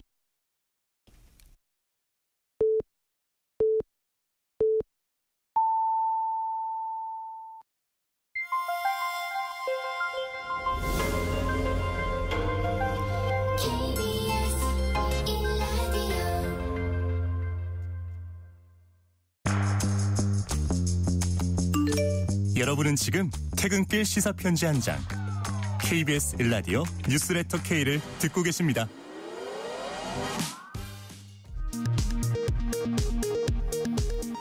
이 시각 라디오 정보센터 뉴스입니다. 이재명 정부 첫 국정감사가 오늘 시작됐습니다. 법사위에서는 조희대 대법원장이 관례대로 출석 직후 국감장을 떠나는 이성 문제를 놓고 여야가 거세게 맞붙었습니다. 조 대법원장은 질의응답이 강행되자 답변 없이 자리를 지키다가 1시간 반 만에 이석했습니다. 조현 외교부 장관이 트럼프 대통령이 에이펙 정상회의엔 참석하지 못할 가능성이 있다고 밝혔습니다. 또 한미 정상회담은 열릴 것이며 경주에서 열릴 가능성이 크다고 밝혔습니다. 미중 정상회담도 열릴 가능성이 크고 한중 정상회담도 열릴 거라고 덧붙였습니다. 경북 예천 출신 대학생이 캄보디아에서 숨진 가운데 수사당국은 올해 경북에서만 7명이 캄보디아에 갔다가 실종된 것으로 파악하고 있습니다. 이외에도 광주광역시의 20대 남성 2명과 충청북도의 20대 3명에 대해 감금 의심 신고가 접수되는 등 전국에서 피해 사례가 잇따라 알려졌습니다. 김현덕 국토교통부 장관이 이번 주 발표되는 부동산 대책과 관련해 규제 지역 확대가 불가피하다고 밝혔습니다. 현재는 서울 강남, 송파, 서초, 용산 4개 구만 투기과열지구와 조정 대상 지역으로 지정돼 있습니다. 장중한 때 1달러에 1,430원 선을 넘기자 외환 당국이 1년 반 만에 공식 구두 개입에 나섰습니다. 원달러 환율은 4.8원 오른 1,425.8원의 주간 거래를 마쳤습니다. 지금까지 라디오 정보센터 뉴스 편유이였습니다.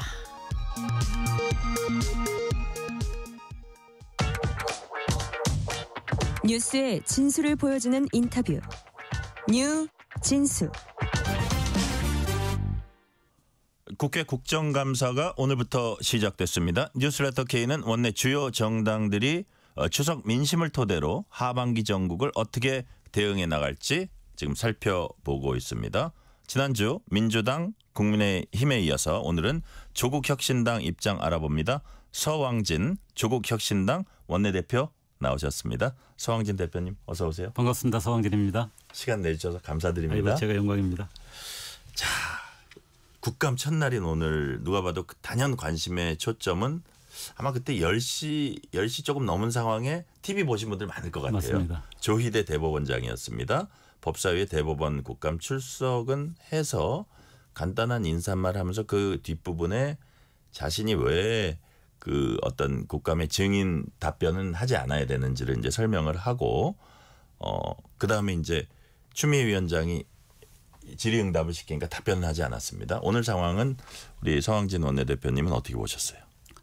사실 사법부가 자초한 측면이 있다. 이 점을 먼저 말씀드리고 싶고요. 네. 사법부 내에서 조희대 대법관 체계가 지난번 이재명 선거법 관련한 파기환송 조치했던 것하고 그다음에 지기현 판사가 윤석열 내란 수계에 대해서 조기 석방을 해준 행위 네. 이 두 가지가 사법부의 독립이라고 하는 많은 국민들이 공감하고 지지하는 그런 원칙에도 불구하고 사법부가 정말 공정하고 독립적으로 판결을 하는가라는 부분에 대한 심각한 의문점을 만들어낸 겁니다. 그래서 네. 그런 부분에 대해서 사실은 조국혁신당도 그렇고 민주당도 그렇고 사법부 자체 내에서 자정 노력을 좀 보여줄 것. 이런 제대로 된 해명과 책임을 좀 지는 것을 스스로 좀 결정을 한다면 네. 좀 합리적으로 사법부 개혁의 어떤 논의들을 함께 해나가는 것이 가능하다고 생각했는데 사법부가 막상 이렇게 상황을 보니까 굉장히 오만하고 권위주의적이에요. 자신들의 잘못이나 자신들의 어떤 행위에 의해서 국민들이 갖고 있는 의구심, 불신 이 문제에 대해서 좀 솔직하고 투명하게 설명하고 또 어떻게 그걸 개선해 나가겠다고 하는 것이 아니라 네. 우리는 독립된 존재다. 우리는 좀 다르다. 우리를 터치하지 말라. 이런 태도로 일관하고 있기 때문에 오늘의 어떤 굉장히 혼란스러운 상황을 자초했다 이렇게 생각이 들고요. 네. 이 부분과 관련해서는 여전히 저는 사법부가 좀 더 책임 있게 국민들의 어떤 눈높이에서 국민들을 섬기는 자세로 자정 노력을 하고 또 투명하게 해명할 필요가 있다. 이것만이 문제를 조금 더 혼란을 덜 갖고서 해결할 수 있는 방안이다 이렇게 생각합니다. 네. 그 사법부는 이제 그래야 된다 말씀을 하셨는데 그 또 이제 야권이나 뭐 이런 데서는 무슨 얘기를 하냐면 제가 비슷한 질문입니다. 집권 여당이 이재명 대통령 무죄를 만들기 위해서 삼권 분립 사법체제 파기하고 있고 대법원장을 주저앉히려는 시도다 이렇게 비난을 하고 있거든요. 이런 비난은 좀 약간 타당성이 떨어집니까? 우선 윤석열 소위 검찰 독재라고 저희는 이제 평가를 했습니다마는 검찰 권력이 사실상 국정을 좌우하고 자신들의 정적에 대해서는 너무나 가혹하고 하나하나 이렇게 수사하고 기소를 했던 반면에 자신들의 편에 대해서는 너무나 이렇게 손방망이를 했던 그 과정 자체에 대해서 과연 국민의힘이 그 점에 대해서 엄중하게 책임을 묻고 올바른 길로 가도록 노력을 정말 조금이라도 한 게 있는가 이걸 먼저 돌아봐야 된다고 생각을 하고 있고요. 네.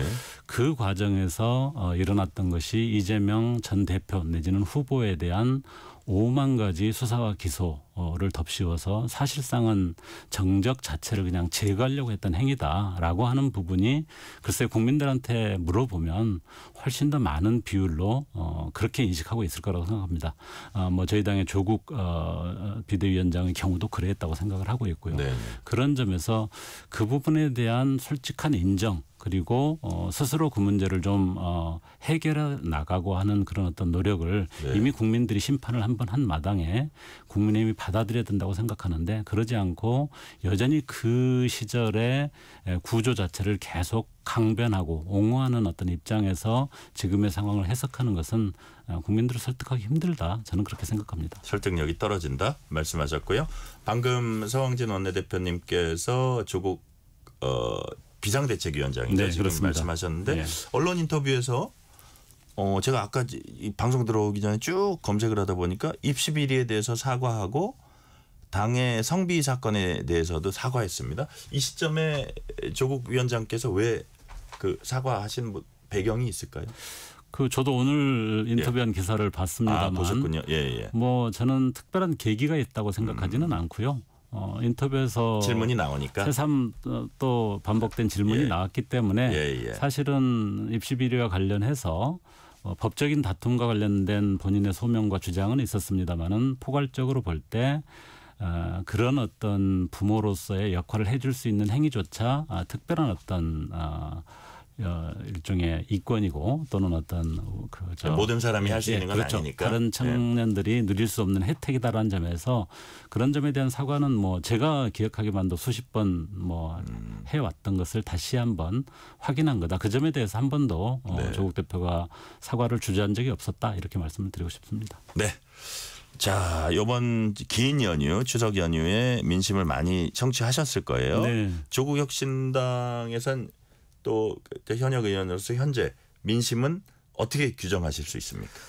우선 늘 항상 그렇지만은 네. 민생 경제가 어려워진 지가 꽤 수년 동안 계속 지속되고 있지 않습니까? 예, 예. 그런 것에 대한 고통이 가장 많이 나옵니다. 특히 최근에는 고물가 문제에 대한 체감도가 굉장히 높은 것 같습니다. 이 점에 대한 어려움 또 그것과 관련해서 미국 관세가 굉장히 일방적으로 이렇게 몰아치고 있으면서 이게 우리 경제 또 우리 산업에 상당한 어떤 부담을 주고 있고 이것이 민생 경제에도 직접적으로 타격을 줄 거라는 우려 이런 점들이 가장 국민들이 느끼는 어려움인 것 같고요. 좀 정치적인 부분에 있어서는 사법개혁 문제와 관련해서 국민들이 갖고 있는 의구심 이런 문제가 이번에 좀 해결될 필요가 있다. 또 지방선거에 대한 관심 이런 것들이 좀 정치적인 부분에서는 많이 나오는 이야기들인 것 같습니다. 네. 자, 지금 범여권이 추진 중인 어떤 개혁과제 이런 데도 관심이 많고 그렇지만 무엇보다 국민들은 역시 먹고 사는 문제, 민생 경제의 어떤 고통스러운 부분이라든지 관세 협상이라든지 이런 부분들 많이 관심을 갖고 계시다. 말씀 주셨고요. 자, 지난해 총선에서 조국 혁신당은 돌풍을 일으켰습니다. 자, 근데 이후에 민주당과 국민의힘이 막 여러 쟁점 놓고 강한 대립각 세우면서 조국 혁신당의 목소리가 잘 들리지 않는다 이런 지적도 일부에서 나와요. 이게 이유가 뭘까요? 혹시 동의하시는지 혹시 만약에 동의하신다면 그 이유가 뭘까요? 그렇게 느끼실 것 같습니다. 첫 번째로는 조국 혁신당이 이제 창당 때부터 제1과제를 검찰 독재 조기 종식 3년은 너무 길다 이런 이제 구호를 가지고 당시 윤석열 정부에 대한 굉장한 강력한 비판과 투쟁을 해왔지 않습니까? 그런데 조국 혁신당이 총선 과정에서 그런 어떤 선명하고 선도적인 검찰 독재에 대한 어떤 투쟁 의지 이런 것들을 국민들이 높이 평가하시면서 민주당도 그 점에 대해서 굉장히 적극적인 어떤 그 의지와 행동들이 함께 일어난 것 같습니다. 뭐 그런 점에서 민주당과 조국 혁신당이 함께 협력해서 소위 검찰 독재의 부당함을 이렇게 개선해 나가기 위한 노력들을 그건 뭐 연대에서 함께하는 것은 바람직했다고 생각하고 그 과정에서 조국 혁신당이 좀 더 쇄빙선 역할, 좀 선도적인 역할을 좀 한 점이었다고 생각하는데 우선 큰 방향에서 같이 가기 때문에 차이가 두드러지지 않았다는 점. 그리고 최근에는 이제 그런 과제가 좀 일단락되고 아직도 뭐 많이 남아 있긴 합니다만 일단락되고 그 다음 단계로 이렇게 이전하는 과정에서 아직 조국 혁신당의 어떤 민생 정책이라든지 또는 사회 정책에 있어서 차별성 또 정치개혁 문제에 대한 어떤 아젠다 세팅 이런 것들이 충분하게 올라오지 않은 상태이기 때문에 그런 어떤 차이를 조금 못 느끼시는 게 아닌가 저희는 그렇게 이해를 하고 있습니다. 네. 많은 언론들이 저 대표님 그 조국 혁신당을 범여권 이렇게 분류하잖아요. 그 분류하는 거 기분 나쁘신 건 아니죠? 그럼 무리는 없는 거죠?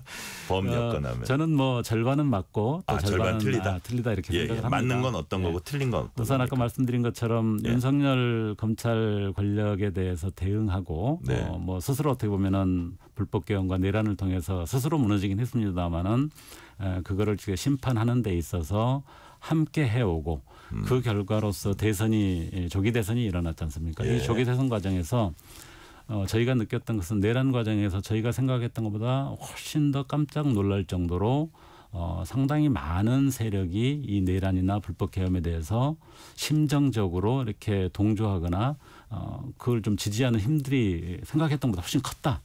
이런 점에서 내란을 제대로 종식하고 새로운 어떤 헌정 질서를 잘 만들어내기 위해서는 대선 과정에서 어떠한 이변이나 흔들림이 나와서는 안 된다. 저희들은 그렇게 판단을 했습니다. 그래서 사실 저희 후보 자체를 보통 작은 정당이라도 후보를 내서 자기들의 가치나 정책을 좀 소개도 하고 나중에 단일화를 하지 않습니까? 그런데 아예 그렇게 하지 않고 이재명 유력한 후보에 대해서 단일 후보를 우리가 지지를 결정을 했고 선거 과정에서 오히려 같이 선거운동을 했습니다. 그런 점에서는 이 이재명 정부는 물론 민주당 후보이고 민주당 정부이지만 조국 혁신당도 함께했던 우리가 함께 뽑았던 대통령이기도 하다. 그런 점에서는 범여권이다 이렇게 이야기할 수 있을 것 같습니다. 민주당이 좀 고마워하나요? 그건 잘 모르겠습니다.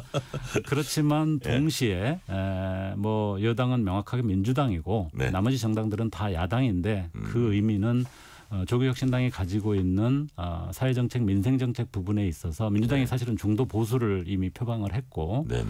조국혁신당은 특히 사회정책 부분에 있어서는 좀 더 진보적이고 서민들의 어떤 삶의 현장에 좀 더 직결하는 좀 더 과감한 정책들이 필요하다는 입장입니다. 그래요. 저희의 비전이 이제 사회권 선진국이라는 것도 있고 그거를 실현하기 위한 조세 정책도 훨씬 더 혁신적이어야 한다고 저희들은 주장을 하고 있어서 네. 그런 정책을 기반으로 이재명 정부의 어떤 정책 방향 자체가 옳더라도 어떤 강도라든지 속도라든지 이런 것들이 제대로 되지 않으면은 비판도 하고 또 그거에 대한 대안도 제시할 생각이거든요. 그런 점에서는 저희도 국민의힘이 제기하는 야당의 어떤 역할하고는 다르지만 네. 명확한 진보 야당의 성격을 가지고 있다. 이런 점에서는 법여권이라고 볼 수도 있지만 진보 야당의 역할이 명확하게 있다. 저희는 그렇게 규정하고 있습니다. 네. 역시 이제 관련되는 질문인데요. 조국혁신당 어제 기자간담회에서 이번 국정감사 기조를 밝혔습니다. 네. 자, 1번 민생 살리기 아까 이제 강조하셨던 네. 부분이고요. 2번 극우 내란 세력 발본색원, 3번 양당 구도 혁파 위한 정치개혁 이렇게 이제 규정할 수 있을 것 같은데 자 3번 얘기는 좀 이따 네. 하고요. 자 2번의 경우에 민주당 기조와 비슷할 것 같긴 한데 좀 차별점도 있습니까? 1번이나 2번 다 사실은 큰 방향에서 유사하기도 하고 차별성도 있다고 생각합니다. 뭐 2번 내란 세력 발본색원이라고 표현이 좀 과하긴 합니다만은 이 관련해서는 혁신당 특유의 세빙선 역할이 있다고 생각합니다. 네. 예를 들어서 오늘 사법개혁 이야기 나왔습니다만은 네. 뭐 물론 정책 대표가 워낙 뭐 강하게 개혁 의지를 보이고 있어서 차이가 잘 안 날 수도 있습니다. 거기서도 차별성이 또 날 수도 있어요. 저희는 우선 예. 사법개혁안을 이미 만들어서 준비를 해놓고 있습니다. 한 발 앞서서 그 부분에 대해서 이미 제안을 했고 중요한 쟁점들을 제시를 하고 있다는 점.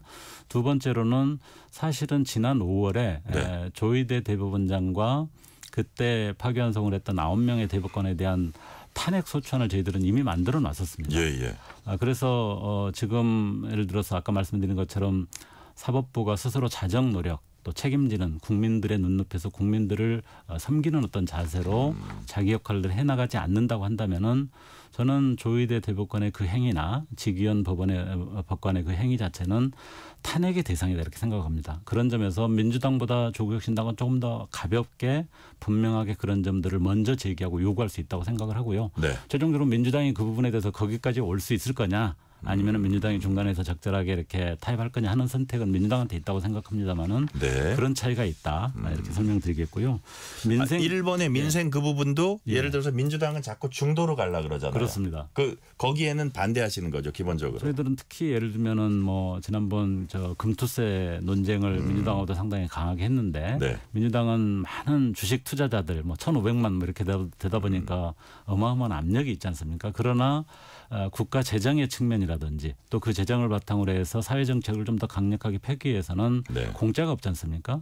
그래서 그 금투세는 반드시 해야 된다고 저희는 명확하게 주장한 반면에 민주당은 그걸 포기했었죠. 그런 어떤 정책의 차이도 있고 최근에 이제 미국 관세 협상 관련해서도 민주당도 뭐 굉장한 부담과 트럼프 정부의 일방주의에 대한 부당함을 알고는 있습니다만은 집권 여당이지 않습니까? 또 정부의 어떤 입장이기 때문에 미국 정부에 대해서 아주 좀 더 강하게 못한다. 적극적으로 이야기하기 힘든데 저희는 지난 금요일에 미국 대사관 앞에서 미국 정부를 상대로 해서 3,500억 불 선불권 요구하는 거 철회하라는 요구도 했고요. 뭐 조지아주 감금 사태에 대해서 트럼프한테 사과하라는 요구도 직접적으로 할 정도로 국회 내에서 좀 더 선명하고 미국 정부에 할 말은 하는 그런 역할 이런 것들이 저희는 크게 안 보일 수 있지만 굉장히 중요한 차이고 민주당을 견인하는 역할이 있다 이렇게 생각을 합니다. 네, 제가 잘 이해가 됐고요. 자, 이제 정치개혁 부분 있잖아요.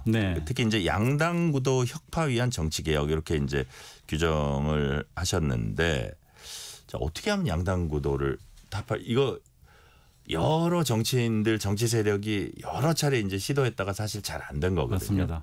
그리고 이제 국내만 안 된 게 아니라 다른 나라도 안 된 게 많아 되게 어려운 일이긴 한데 자, 조국혁신당은 어떤 좀 뭐라고 방향성을 갖고 계십니까? 우선 조국혁신당은 창당 때부터 우리 정치, 우리 국가의 가장 중요한 문제 중에 하나가 네.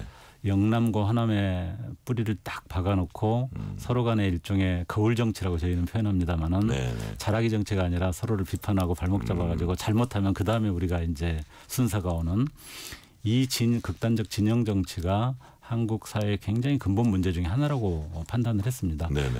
이걸 극복하지 않으면은 지금 국제 정세가 굉장히 빠르게 변화하고 또 뭐 과학 기술도 너무나 빠르게 이렇게 우리 삶에 영향을 미치고 있기 때문에 사실은 그런 문제 하나하나를 국가가 제대로 다루어 나가려면은 그냥 정부가 마음대로 할 수 있는 게 아니라 법과 제도, 정책이 뒷받침돼야 되거든요. 네네. 정치가 굉장히 빠른 속도로 앞장서서 그걸 해줘도 부족할 판인데 우리는 그나마 정부가 하려고 하는 것을 정치가 오히려 발목 잡는 수준이란 말이죠.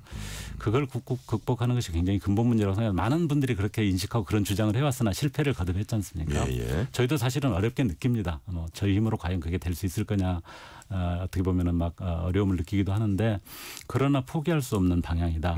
그리고 조국혁신당과 같은 제3당이 그런 노력을 치열하게 하지 않으면은 결국은 해답은 없다. 시민사회하고 연대해서 하려고 하는데 저희는 가장 핵심 해법은 어렵고 잘 안 될 것 같지만 민주당이 약속한 바만 바로 지키면 되는 교섭단체 기준 완화. 그다음에 역시 민주당이 약속했던 결선 투표제, 뭐 대선도 있고 지방선거도 있습니다만은 이제 앞으로 내년에 지방선거가 있다는 점에서는 광역 자치단체장이라도 결선 투표제를 하게 되면은 소수 정당 또는 작은 어떤 정치 세력도 선거 과정이나 국회 운영 과정에서 한 목소리를 내고 제 역할을 할 수 있게 됩니다. 결선 투표제 중요하다고 보시는 거예요? 예, 그렇습니다. 그렇게 되면은 국회 운영 과정에서 민주당과 국민의힘이 서로 아주 다른 것 같지만 사실은 국회 운영을 독점하고 어떨 때는 그냥 자기들 이익에 맞춰서 함께 가거나 어떨 때는 극단적으로 대립하는 것이 반복됩니다. 거기에 제3의 목소리가 들어가고 조정하거나 또는 어떤 국민의 어떤 의견들을 거기에 좀 인풋을 함으로써 그 흐름 자체가 바뀌어질 수 있다고 생각하고 그런 점들을 국민과 언론이 제대로 평가를 해주면 저는 이 양당 정치의 어떤 극단성 자체를 상당히 완화할 수 있다고 생각하고요. 그거부터 저는 출발해야 된다 생각합니다. 네.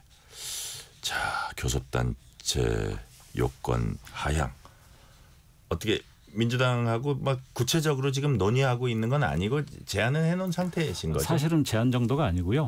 아까 그 지난 대선 과정에서 민주당뿐만 아니라 조국혁신당, 진보당, 또 기본소득당, 사회민주당 작은 정당들이 약간 약속을 하셨죠? 예, 다 공동의 어떤 합의를 하면서 공동 선언을 했는데요.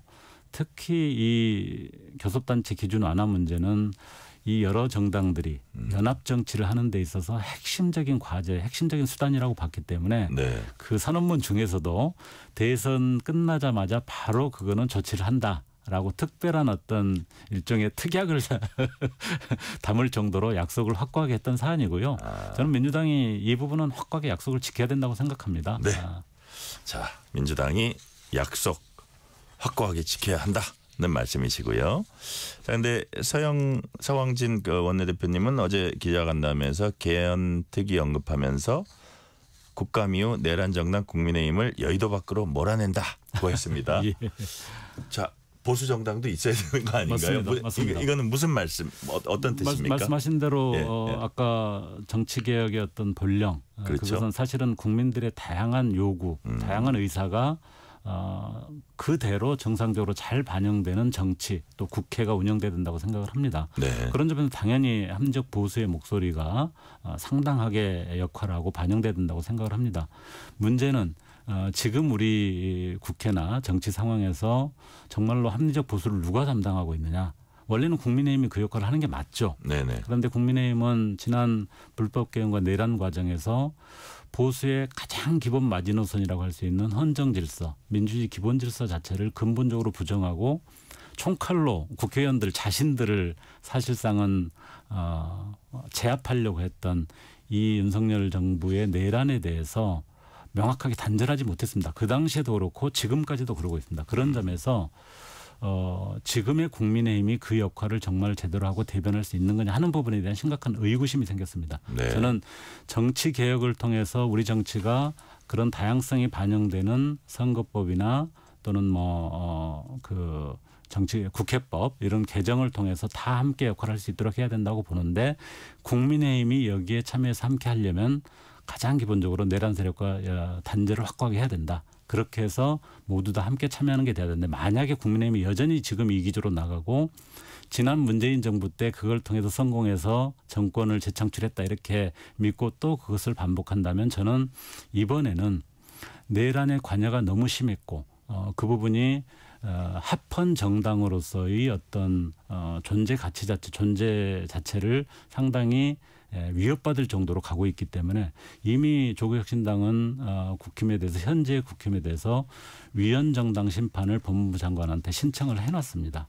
그리고 지금 3특검이 진행되고 있는데 내란 특검이나 또는 김건희 특검 등을 통해서 국민의힘에 현재 참여하고 있는 많은 주류 의원들이 상당한 책임이 있다고 한다면은 여기에 대한 책임을 물어야 된다고 생각을 하거든요. 그런 점에서 이 정치개혁 또 개헌을 통해서 보수까지 다 함께할 수 있는 길은 국민의힘 스스로 선택할 문제고 그 원칙은 내란 세력과의 확고한 단절이다. 저는 그렇게 주장을 하고 싶습니다. 네. 자, 조국혁신당은 이번 국정감사 대상 기간 윤석열 정부 그 기간뿐만 아니라 출범제 5개월째를 맞은 이재명 정부도 이제 국감 당연히 대상이다 그렇습니다. 이렇게 규정을 하셨는데 네. 어떤 부분을 집중적으로 이번에 들여다볼 생각이세요? 아무래도 윤석열 정부가 한 7년 정도 시간이고 이재명 정부는 만 4개월 내지는 막 5개월에 접어들어서 더구나 이제 새 정부 초기라서 벌여는 일들이 많지 않아서 국감 과정에서 많이 다루기는 힘듭니다. 다만 이재명 정부가 지금 펼치고 있는 여러 정책들 특히 관세 협상 문제라든지 또는 사회 정책들 지금 진행되고 있는 것들 이런 부분들에 대해서 설사 방향이 옳다 하더라도 그것이 정말로 속도나 또 국민들의 어떤 관점에서 볼 때 정확한 어떤 방향으로 가고 있는 하는 부분들을 좀 진단도 해보고 그 점에 대해서 부족한 점이 있다면 명확하게 비판도 할 생각이고요. 여전히 윤석열 정부 과거 3년 반의 어떤 그 그림자가 굉장히 많이 남아 있습니다. 이런 부분들을 잘 정리하고 새 정부에서 이것들을 오히려 제대로 정리하고 새 방향을 찾도록 하는 새 정부에 대한 어떤 요구, 주문 이런 것들도 함께 필요하다고 생각을 하고 있습니다. 결코 나긋나긋하게 우리가 너무 이렇게 호의적으로 가지는 않을 거다. 이 국정감사에서 점검할 거 분명히 핀셋처럼 이렇게 지적하고 할 거다. 그게 결국은 이제 정부한테도 도움이 되는 거니까요. 그렇습니다. 완벽한 정부란 게 어디 있겠습니까? 네. 자, 아무래도 지금 다른 정당과 마찬가지로 조국혁신당도 내년 지방선거가 어떤 하나의 중요한 목표물 영어로 말하면 데스티네이션 목표 지점 같아요. 자, 그렇다면 조국 위원장이 어디 나오냐 이런 거 갖고 이제 많이 뭐라 그럴까 우리가 관심을 갖고 하는데 자, 어떤 큰 틀에서 결국 민주당과의 차별화는 불가피합니까? 어떻습니까? 그렇습니다. 우선 사실은 지방선거가 이제 내년 6월이니까 한 8개월 정도 남았는데 보통 지금쯤이면은 소위 지방선거 전략기획단도 만들고 기본 전략이나 저희들의 어떤 방향들을 좀 확정을 해야 되는데 사실은 중간에 이제 최근에 저희가 비대위 상황이지 않습니까? 그래서 한 10월 말까지 비대위 활동을 마감하고 11월에 있을 전당대회를 통해서 새로운 지도부가 만들어집니다. 그래서 그때 좀 큰 방향이 정해질 것 같긴 한데요. 큰 원칙은 저는 변함이 없다고 생각하는데 전국적으로는 국민의힘의 어떤 그 내란 과정에 대한 결합이라든지 그런 부분에 대한 심판 선거를 하기 위해서 선거 연합을 한다. 특히 수도권이나 영남 지역에서는. 그러나 호남 지역에서는 혁신 경쟁을 확고하게 하겠다. 저희들이 낼 수 있는 후보를 최대한 내고 민주당과 혁신 경쟁을 하는 것이 호남 정치 발전을 위해서도 그렇고 호남의 어떤 실질적인 어떤 발전을 위해서도 꼭 필요한 일이다라는 게 저는 호남의 민심이라고 생각하고 있습니다. 네. 조국혁신당이 오늘 민생기병대 발족했습니다. 자, 신속한 기동력으로 이제 갑을 병정까지 아우르는 포괄적 민생정책 마련하겠다. 1호 작전으로 배달라이더 유니온과의 정책 협약식 개최했다고 이제 들었는데 민주당 같은 경우에 이제 오랫동안 을지로위원회 맞습니다. 운영하고 있잖아요. 근데 조국혁신당은 병정까지 을뿐만이 아니고 자, 차별성이 좀 있습니까? 사실 민주당 을지로위원회 참 잘한 활동이라고 저는 생각하고 있습니다. 존중하고요. 조국혁신당도 민생정책 부분에 있어서 특히 아까 말씀드린 것처럼 좀 더 진보적이고 좀 더 현장의 어려움들을 제대로 반영하는 활동들을 조국혁신당이 해나가는 게 저희들의 임무라고 생각을 하고 있기 때문에 말씀드린 배달라이드 유니언 같은 경우는 사실 지금 우리 산업이나 물류에서 배달라이드 없이는 굴러갈 수가 없잖아요. 그런데 그런 분들이 노동자로 제대로 인정도 못 받고 있고 주로 거리에서 사고가 나고 있는데 깜짝 놀랄 정도로 저희들이 최근에 확인한 게 여러 산업 부문에서 가장 사망자가 많은 업종입니다. 그럼에도 불구하고 거리에서 발생한 이 사고가 사업장이 아니란 이유로 중대 재해가 되지도 않고 보호를 못 받고 제대로 있군요. 조사가 안 되고 있습니다. 그런 점에서 여전히 우리가 굉장히 발전하고 선진국이 됐지만 현장에 있는 많은 분들 중에서는 그런 아주 기본적인 권리도 보장받지 못하고 있는 분들이 많아서 민주당도 잘하고 있지만 저희들도 훨씬 기동력 있게 작으니까 빠르게 현장 대응을 하겠다 이런 의지를 밝힌 것입니다. 자, 시간이 거의 다 됐지만 이 질문 꼭 드릴게요. 마지막 질문으로. 자, 우리 서왕진 원내대표님께서 이번 정기국회에 되면 더 좋고 아니면 뭐 내년이라도 이 법안은 꼭 통과시켜서 시행이 되게 하겠다. 어떤 게 있습니까? 사실 뭐 당 차원에서 중요한 게 있습니다. 제 개인적인 걸 좀 말씀드리고 싶은데 그럼요. 제가 발의한 법 중에 지금 탄소 중립 기본법 개정안을 내놨습니다. 탄소 중립 기본법 개정안. 그게 중요한 게 저희들이 2035년에 탄소를 감축해야 될 목표를 지금 국제사회에다 내놔야 되고 사실은 현재 판결로 인해서 2050년까지 어떻게 탄소 중립을 실현할 것인지 구체 계획을 세워야 되는데요. 그와 관련된 구체 내용을 담은 법안을 내놓고 있어서 그걸 꼭 통과를 시키고 싶습니다. 잘 알겠습니다.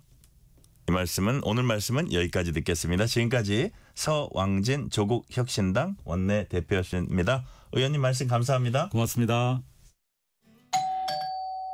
편지 왔습니다. 퇴근길 지친 당신에게 힘이 되는 뉴스를 전해드립니다.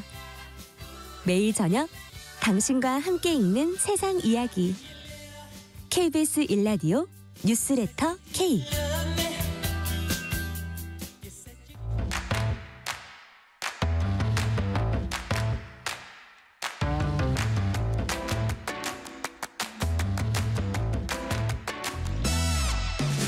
오늘 가장 뜨거운 뉴스, 화제 소식 쏙쏙 골라서 전해드립니다. 뉴스레터 브리핑 연합인포맥스 윤슬기 기자 나오셨습니다. 윤슬기 기자님 어서 오세요. 네, 안녕하세요.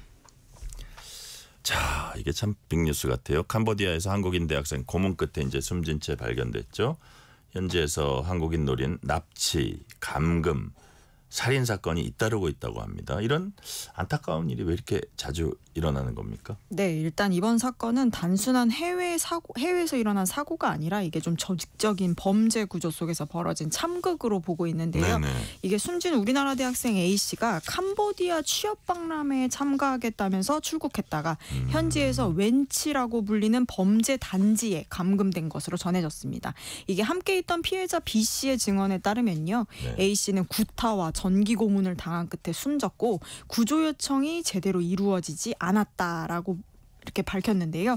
이 사건 이후에도 비슷한 사례가 이어지기도 했습니다.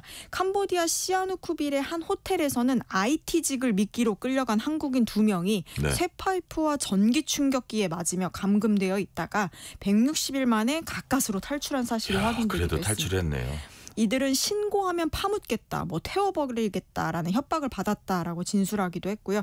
문제는 이렇게 한국인을 노린 범죄가 늘고 있다는 점인데 이게 현지 공관 신고 건수를 보면 2022년엔 1건, 23년엔 17건이었는데 작년 들어서 220건으로 폭증했습니다. 올해 8월까지는 이미 330건을 넘어섰거든요. 이게 좀 단순한 취업 사기를 넘어서 조직적인 납치, 감금, 폭행 범죄로 진화하고 있는 상황입니다. 네.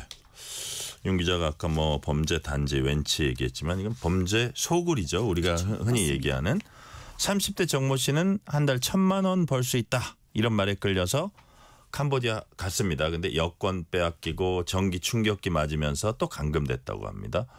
정 씨는 어쩌다가 이런 무서운 범죄 단지, 범죄 소굴로 들어간 걸까요? 네, 정 씨의 경우도 마찬가지인데요. 이게 월 7,000달러 고수익 아르바이트다라는 이제 텔레그램 홍보글이 시작이 되었습니다. 네. 여행 경비가 좀 떨어진 상황에서 솔깃할 만한 제안에 이런 내용을 참여하게 된 건데요.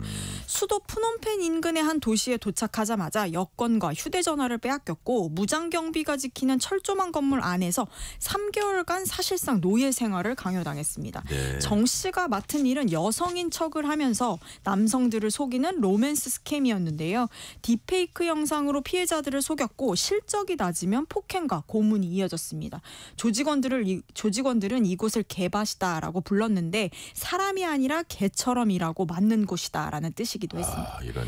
이게 콜라 한 잔이 5,000원이었고요. 방 한 칸에 3명이 구겨 자는 열악한 환경 속에서 숙소비조차 이제 빚으로 계산이 된 건데요. 네. 이렇게 평범한 청년들이 고수익 아르바이트다라는 말의 한마디에 해외 범죄 조직의 덫에 걸리는 이유는 아무래도 좀 경제적인 압박과 뭐 정보 비대칭성 때문이다라는 지적이 나오고 있습니다. 그러니까요. 콜라 한 잔 5,000원이면 밥값, 자는값을 다 높게 쳐가지고 그쵸. 아우 나 나가면 안 돼요. 그래 한 3억만 내고 나가.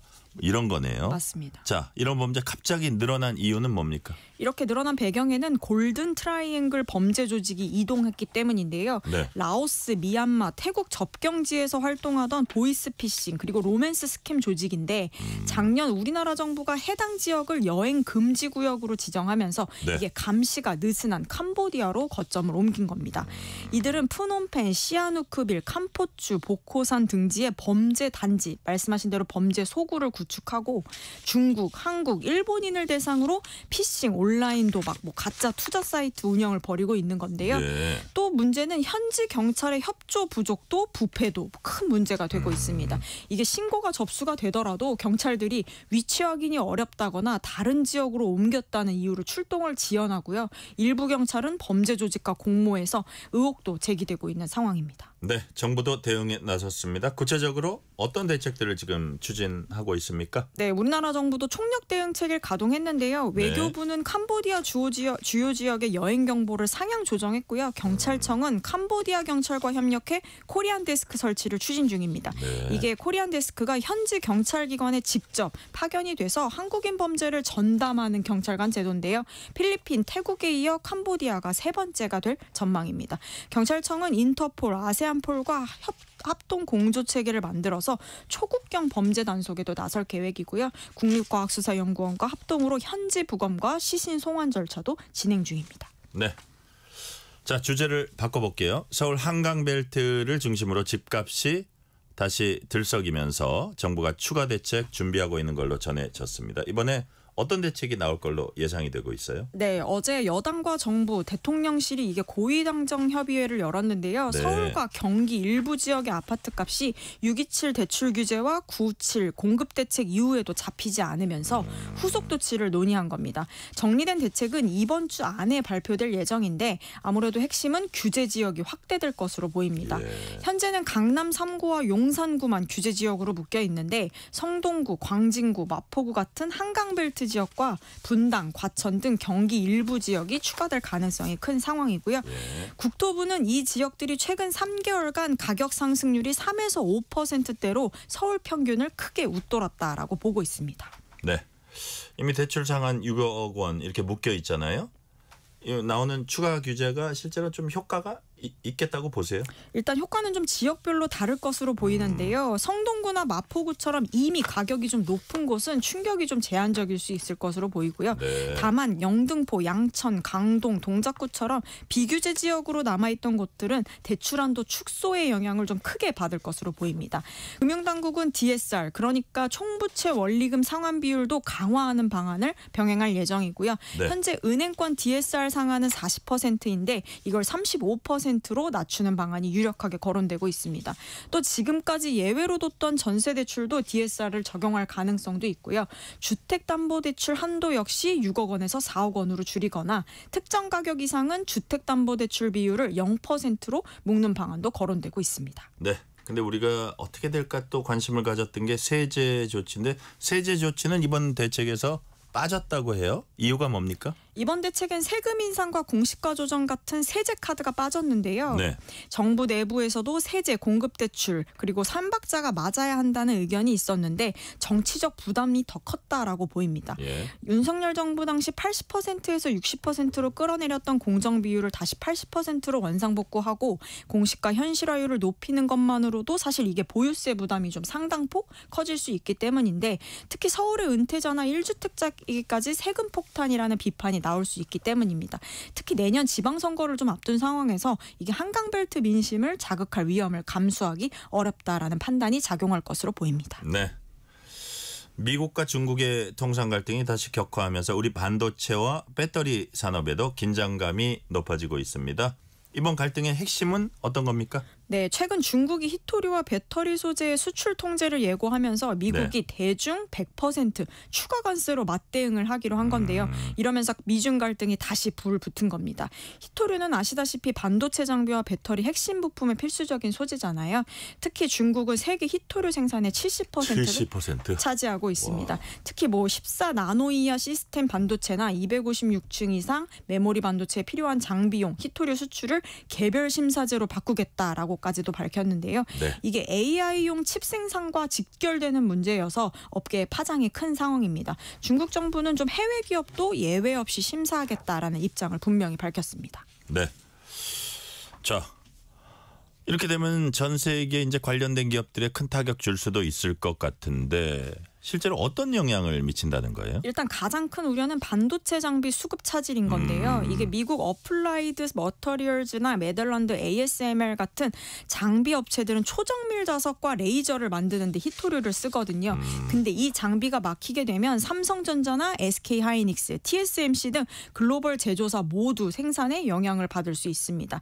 특히 HBM 같은 AI용 메모리 생산에도 지연될 가능성이 큰데요. 네. 전문가들은 각국 기업이 2에서 3개월치만 재고만 보유하고 있어서 이 재고가 바닥나면 좀 심각한 혼란이 올 것이라고 경고하고 있습니다. 결국 반도체뿐만 아니라 이게 글로벌 데이터 센터 혹은 AI 산업 전반이 영향을 받을 것으로 보입니다.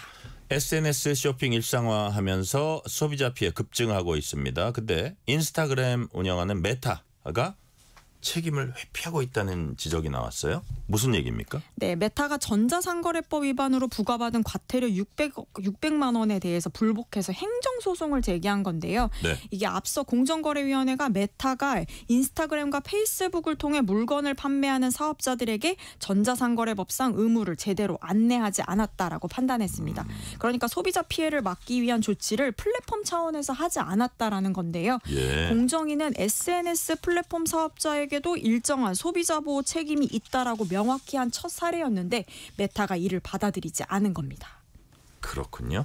정부 가이드라인 마련했습니다. 그렇지만 제대로 작동하지 않는다는 지적도 있어요? 네, 이게 방송미디어통신위원회가 2021년에 라이브 커머스 이용자 보호 가이드라인을 만들었는데 지금까지 시행조차 하지 못하고 있기 때문인데요.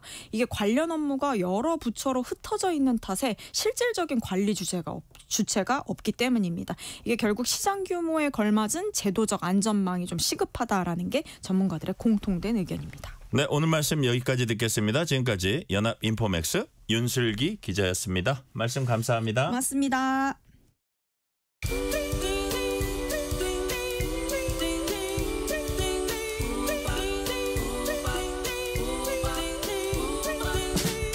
오늘 하루 뉴스를 정리해주는 다정한 편지 한 통. KBS 1라디오 뉴스레터 K.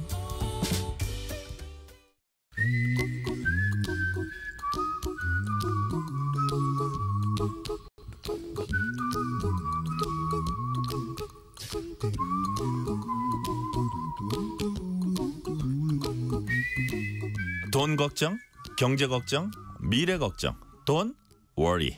전문가와 함께 모든 경제 걱정 해소해드리는 시간입니다. 오늘도 권혁중 경제평론가 나오셨습니다. 권혁중 평론가님 어서 오세요. 네, 안녕하십니까. 이번 추석 연휴처럼 긴 연휴 때 이제 고민하는 게 있어요. 내수 시장에 어떤 영향 미칠까 뭐 이래서 임시휴일을 하루 더 붙인다 만다 뭐 이런 얘기도 하면서 이렇게 이거저거 따져본다는 건데요. 네. 이번 추석 때는 내수 시장 어땠습니까? 좋지 않았습니다. 그래요? 왜 그러냐면 첫 번째로 이제 국내에서 좀 돈을 쓰셔야 되는데 해외로 많이 나갔어요. 해외로 많이 나갔습니다. 그 인천 국제공항 청사에 따르면요, 공사에 따르면 2일부터 9일까지의 일평균 이용 고객 수가 21만 6천 명 정도로 집계가 됐는데 이게 지난해 같은 기간보다 6.4%가 증가가 됐고요. 늘었네요. 예. 2001년 개항 이후에 역대 추석 연휴 중 평균으로 보면 최다 여행 실적이고요. 전체도 아니고 일평균으로도. 역대 명절 중으로 따지면 두 번째입니다. 그 정도로 이번에 많이 나가셨다. 그래요. 그러다 보니까 내수에서 돈을 써야 되는데 국내 써야 되는데 해외에서 이제 돈을 많이 쓰셔서 그렇게 좋은 분위기는 내수 쪽으로 본다고는 그게 좋은 분위기는 아니고 네. 소비 쿠폰도 사실 끝나자마자 거의 뭐 많이 쓰셨잖아요. 지금 반짝 효과 그래서 민간 소비가 그 이후에 좀 얼어붙은 것도 있고요. 근데 무엇보다 지금 환율이 너무 높아서 환율이 높다 보면 수입 물가가 높아지거든요. 그래서 가공식품 중심으로 더더욱 아마 가격이 오를 가능성이 있어요. 그래서 그러면 더더욱 또 소비 안 하시거든요. 그렇죠. 그러다 보니 지금 내수는 정말로 좀 점점 더 안 좋아질 가능성이 굉장히 좀 큰 분위기로 지금 가고 있습니다. 네.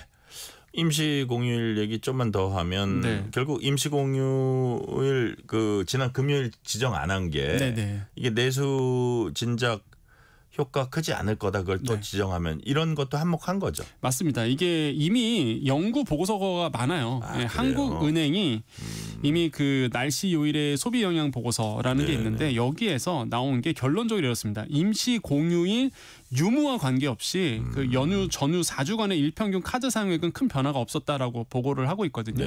그러니까 임시 공휴일이 있다고 해서 돈을 더 많이 쓴다든지 그렇지는 않다라는 것과 그다음에 지난 6월에 국회 입법조사처가 발표한 또 보고서가 있습니다.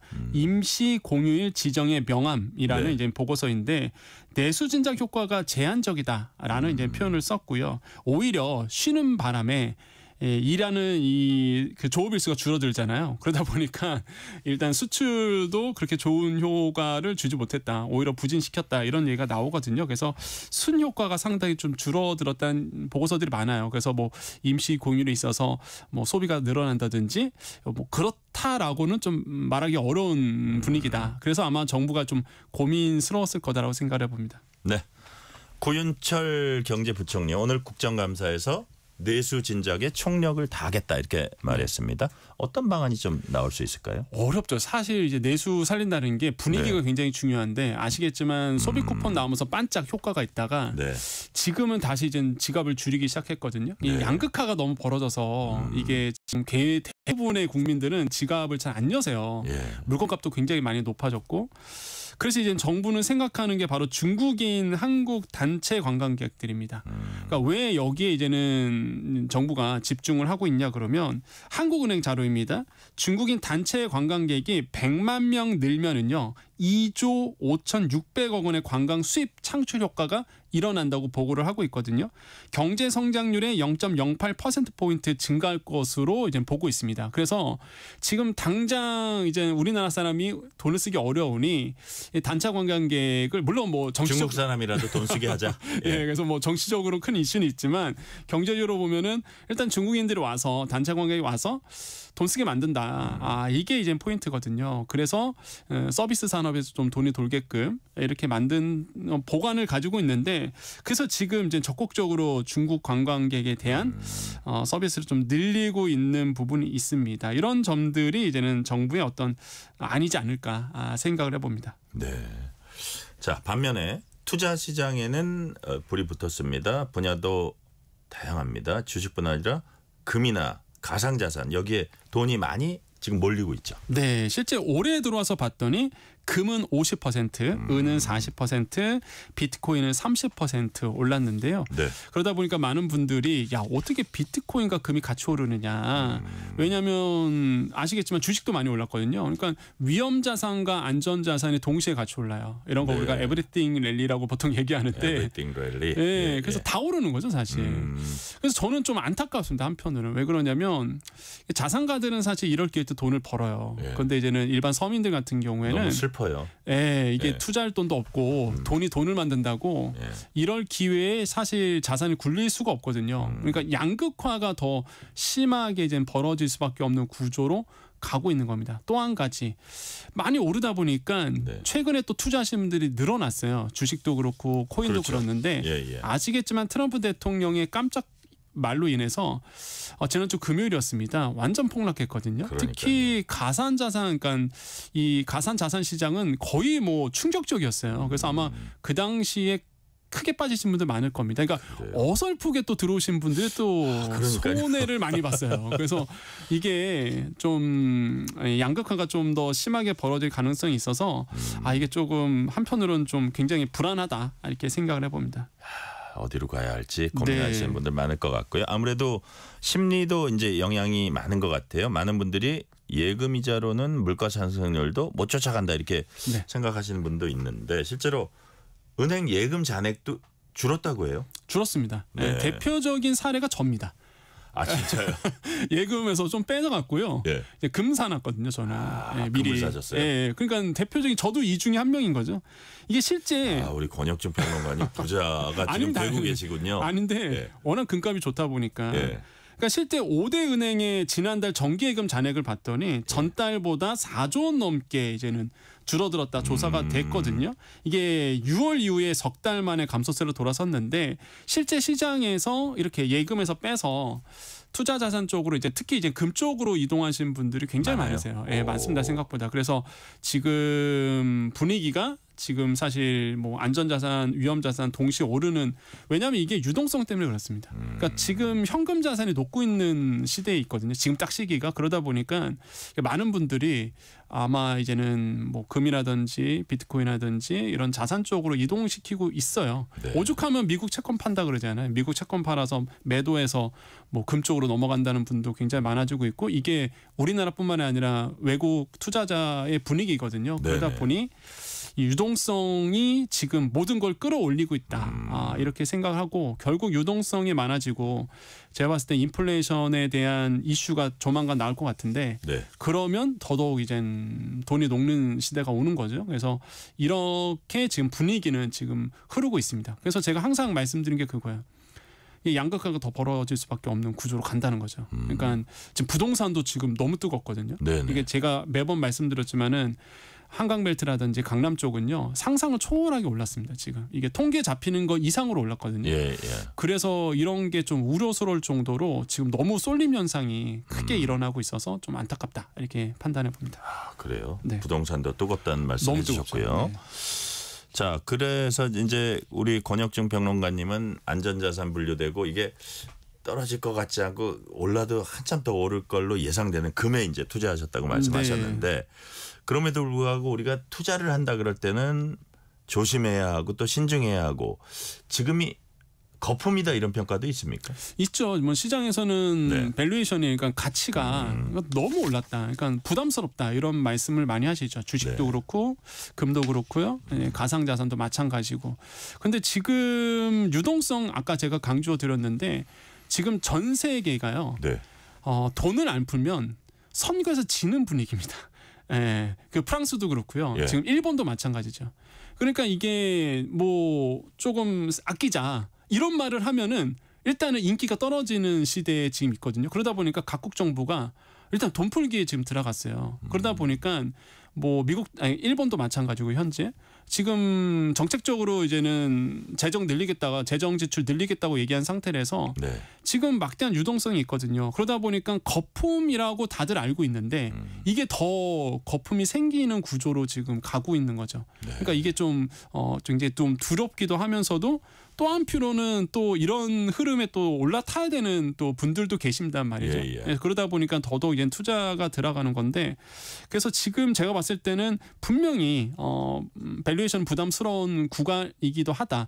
하지만 투자자들의 이제 마인드는 좀 다릅니다. 이럴 때에 또 수익을 내야 된다는 분도 계시기 때문에 점점 더 이 가치는 올라갈 거고요.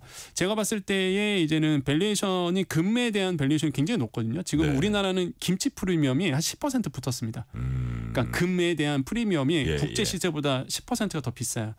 그럴 이유가 그렇게 된다 그러면 조심해야 되는 게 빠지면 급락하게 빠집니다. 우리나라도 금값이 한번 빠지기 시작하면 또 왜냐하면 프리미엄이 다 빠져버리면 국제 시세보다 더 빠질 거거든요. 그래서 이런 것들의 변동성을 굉장히 좀 주의를 하셔야 된다는 생각을 많이 해봅니다. 그래서 이런 점들을 고민하시면서 이제 투자를 해보셔야 된다는 거 말씀을 드리겠습니다. 아까 뭐 지나가게 잠깐 말씀하셨는데 트럼프의 발언으로 비트코인 이제 출렁이는 일이 있었다 하셨는데 그게 이제 중국 관세 100% 발언이었잖아요. 맞습니다. 그래서 구체적으로 어느 정도 영향을 미쳤었습니까? 이게 중국에서 먼저 이제 히토류에 대해서 이제는 품목을 더 늘리겠다라고 얘기를 했고, 그래서 미국 트럼프 대통령이 그거에서 반응을 해서 그렇게 하면 우리는 대중 관세 100% 하겠다. 이게 11월 1일부터다. 이렇게 이제는 얘기를 했거든요. 그러다 보니까 지금 자산 시장이 올랐던 이유가 미중 간의 관계가 회복이 되면서 위험 자산에 대한 선호 심리가 있었는데 이게 한순간에 깨져버리는 거죠. 그 룰이. 그래서 이제는 위험 자산이 다 빠져나갔다. 위험 자산 회피 심리가 일어나면서 주식 시장과 코인 시장이 무너졌습니다. 금은 더 올랐고요. 불확실성이 커지니까 금 시장은 더 올랐고. 그래서 지금 시장이 굉장히 혼돈 속에 있다라는 표현이 좀 맞을 것 같고요. 근데 시장에서는 반반인 것 같아요. 어차피 에이펙 정상회의가 열립니다. 이거를 기대하시는 분들은 지금 계속적으로 롱 포지션을 갖고 있어요. 그러니까 매수를 하는 거죠. 어차피 이거는 단기간의 영향이고 해소가 될 거다. 왜? 에이펙 경주에서 열리는 정상회의 때 분명히 그 전까지는 해결이 된다라는 보는 측면과 아니다 이게 좀 오래 갈 수 있다. 그러면 이제 숏에 가는 거죠. 매도를 던지고 있는 분도 계시는데 그래서 지금 저는 경주 에이펙 정상회의가 너무너무 중요하다. 중요한 포인트다. 모든 세계 투자자들이 지금 경주에 시선이 몰리고 있습니다. 그래요. 과연 거기서 타협을 할지 그게 길어질지. 만나느냐 안 만나느냐. 지금 뭐 안 만난다는 얘기가 있거든요. 그러니까 미국과 중국이 수장이 안 만난다는 얘기가 있는데 그건 아주 안 좋은 거죠. 안 좋은 거죠. 그러면은 이제는 거의 뭐 폭락을 할 수도 있는 분위기가 열리는데 또 한 가지를 이제 보셔야 되는 게 이제 뭐 한한령 중국 시진핑 국가주석이 와서 한한령에 대한 이슈도 있기 때문에 이런 것도 같이 보셔야 되겠습니다. 둘 다 이제 정면 충돌은 피하려는 약간 모습을 보이고 있어서 자 아펙 때까지 어떻게 되나 보겠고요. 마지막 질문 드릴게요.